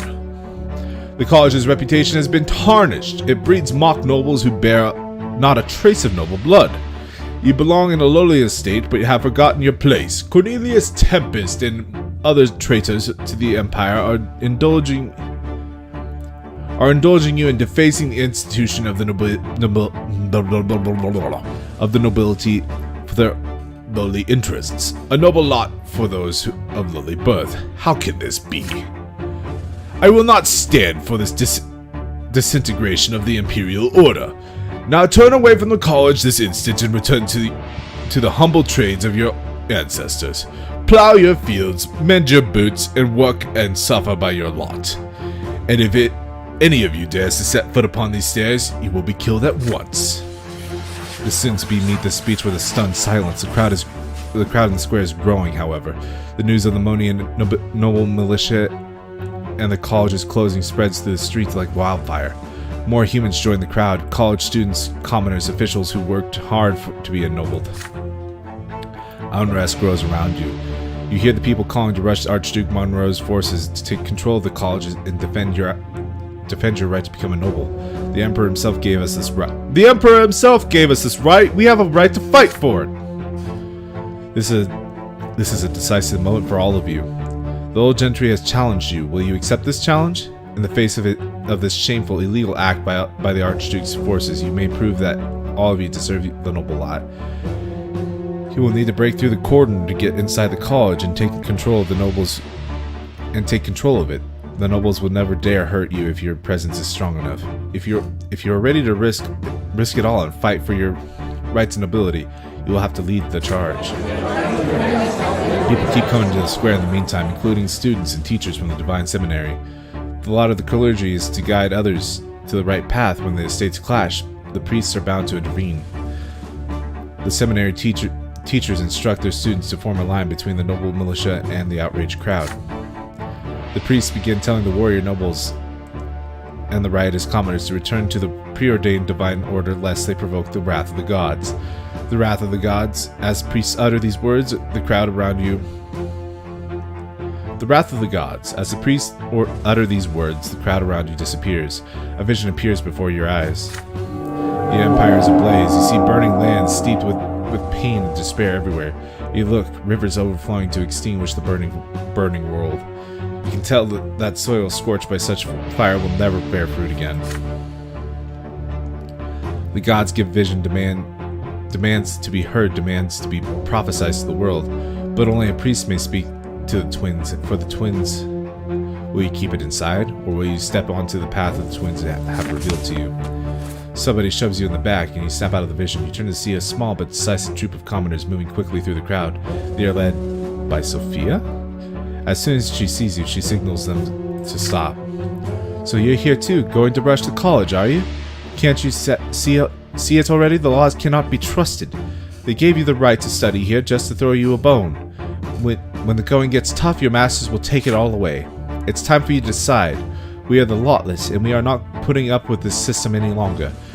We will fight for a new world. Are you coming with us, or are you going to submit to them?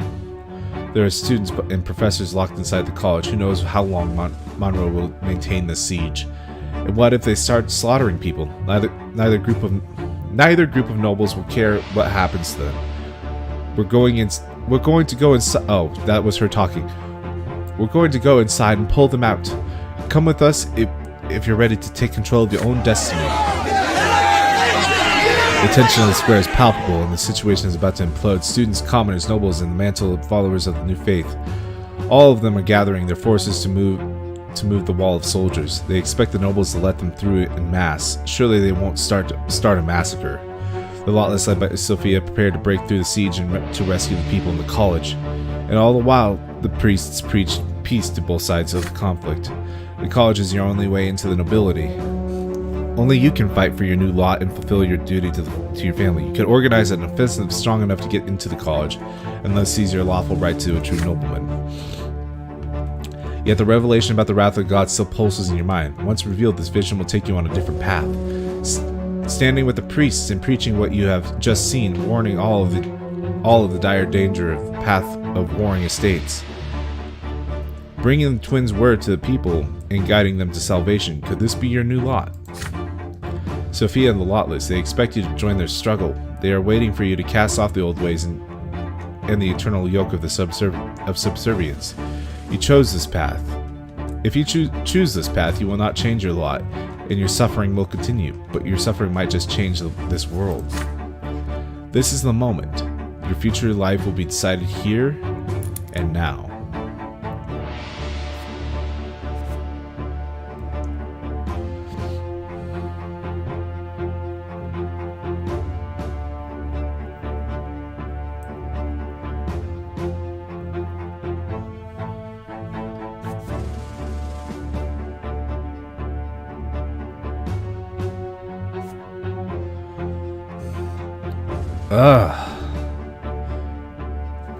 God, this is a rough decision.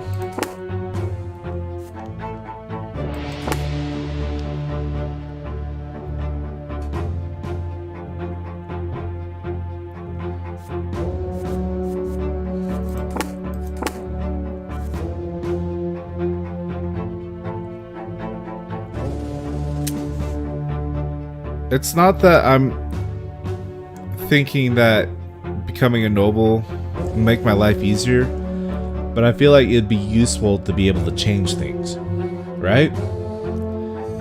I'd have more influence, and therefore more say to be able to change the way things are. If I follow the lawless, then I'm gonna break through the cordon.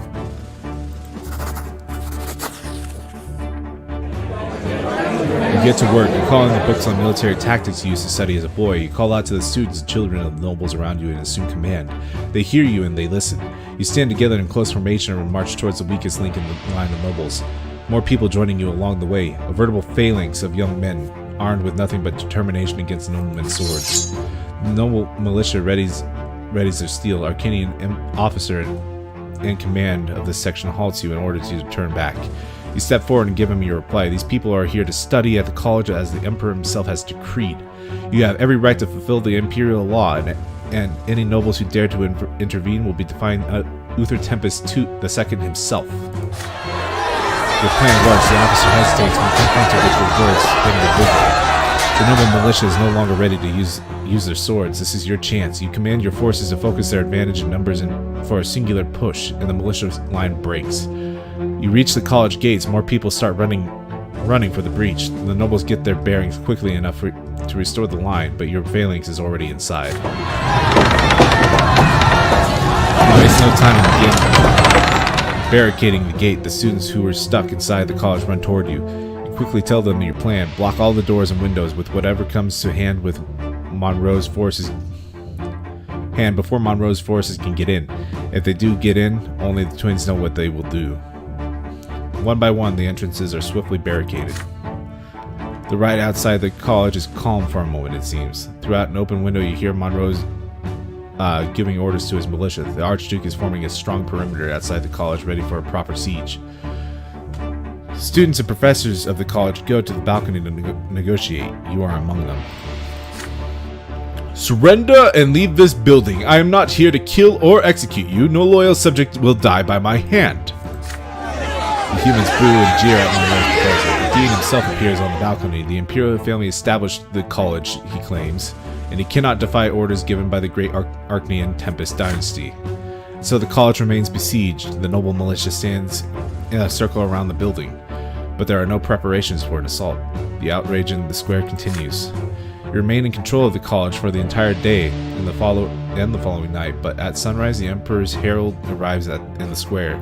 He brings news. The Emperor is delighted to see Archduke Monroe in the capital, yet he demands that the noble militia of Monia vacate the square and allow classes to begin at the college. The besieged college celebrates the news. This is the work of Cornelius Tempest, great chancellor, the Emperor's brother. He managed to convince the Emperor to order Monroe to withdraw. Even the Archduke of Monia, the most powerful noble lord in the Empire, cannot disobey a direct order from the Emperor. Still, the college would never have held out for an entire day without your phalanx's determination and your daring plan. You, the people in the common estate, have secured your right to study and earn the noble lot. The college is open again, and the entrance exam will take place in a few days. You aren't nervous at all this time. And the lessons at home, the books, the schooling, your own noble actions, all that work and effort has finally reached its culmination.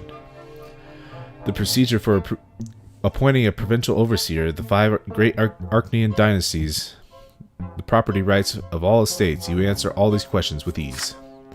Hours pass, and the dean of the college reads the names of the new students to the young men gathered at the college. Your name is among the first. He praises what you did in defense of the college. People like you are the Empire's future, Sir Brante, he says. Sunlight fills the college squares. It feels so soft and soothing here in Eterna, not as harsh as it gets in the Enzo. You watch the pillars shine in the sky as you walk down the steps of the college. You are Brante, the 3rd judge in the family, the man who will soon join the family's noble blood tide. You have seized your right to achieve the nobleman's lot. You should write to your father now. He will be so proud of you.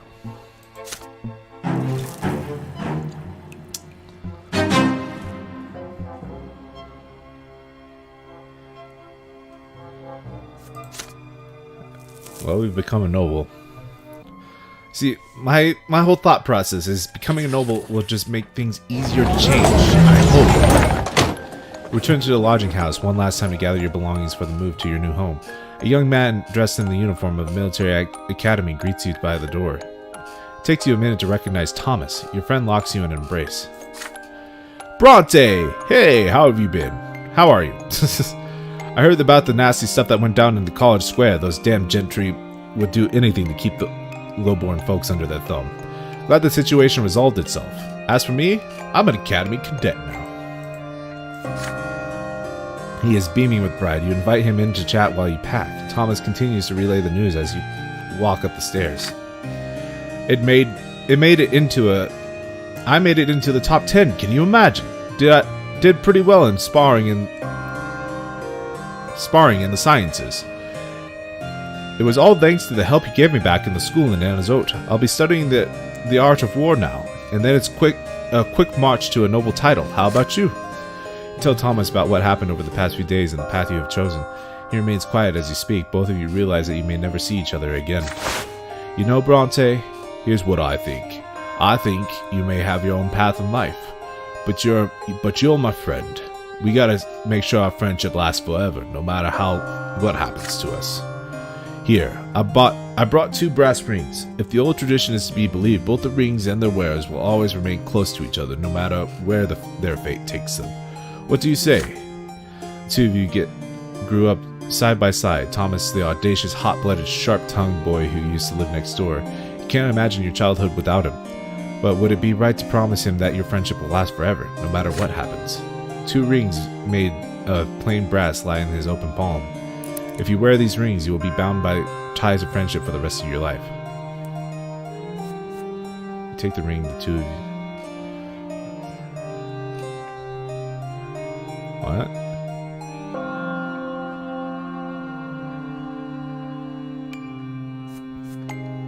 Ah. So if I didn't take the path of a nobleman, I wouldn't have been able to keep... Interesting. Yeah, we gotta be friends forever, dude. You take one of the rings from his outstretched palm. The 2 of you have walked side by side ever since you were children. Even now you are walking in the same direction toward a noble title. You as judge and Thomas as warrior. Nothing will ever tarnish your bond. You swear an oath to eternal friendship to Thomas. Thomas solemnly swears the same. You put the brass ring on your pinky, a perfect fit. Thomas follows suit, starts beaming again. Now we're friends forever, for all eternity. We gotta celebrate this. Come on.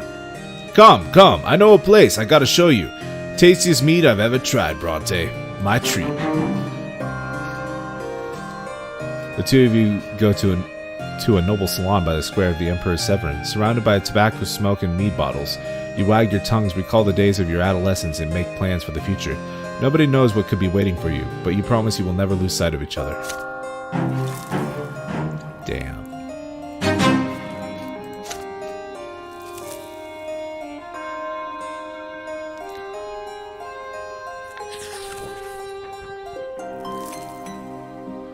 As soon as you're accepted into the Imperial College, you send a letter back home. The family replies quickly. Their letter arrives in under a week.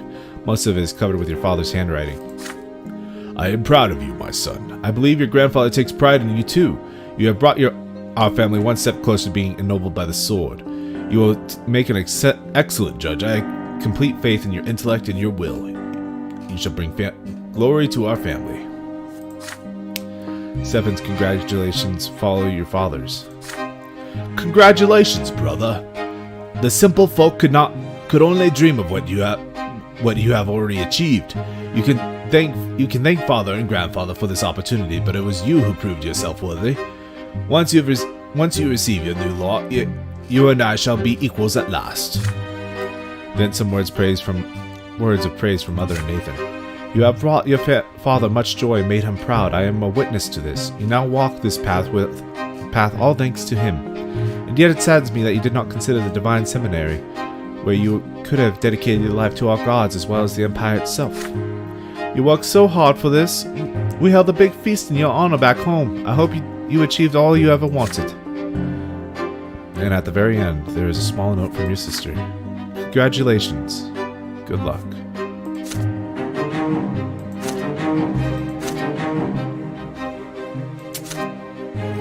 You know, Gloria.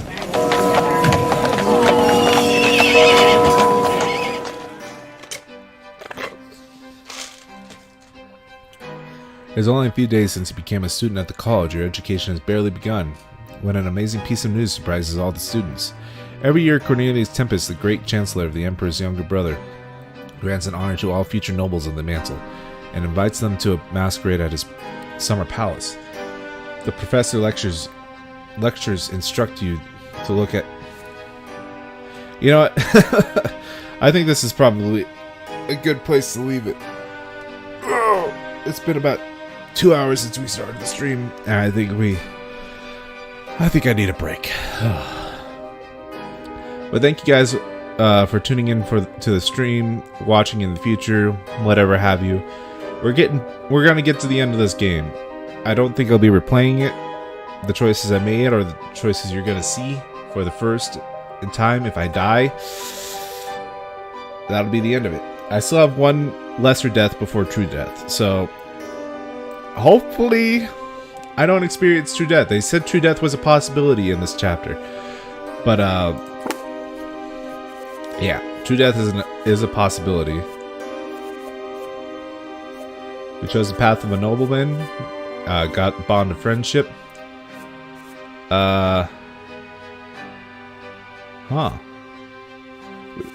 We don't want to see spoilers, so I imagine these are all in the order that we that happened in the year. So we still got a lot of this chapter to go. Or not this chapter, this year. Because these are all from the year, right? Yeah, I believe so. Anyways, guys, thank you all for tuning in. I hope you enjoyed the show. Go check out the other videos if you haven't, because I imagine watching this out of order is very confusing. But otherwise, guys, until next time, this is your favorite Green Fox, signing off. See ya.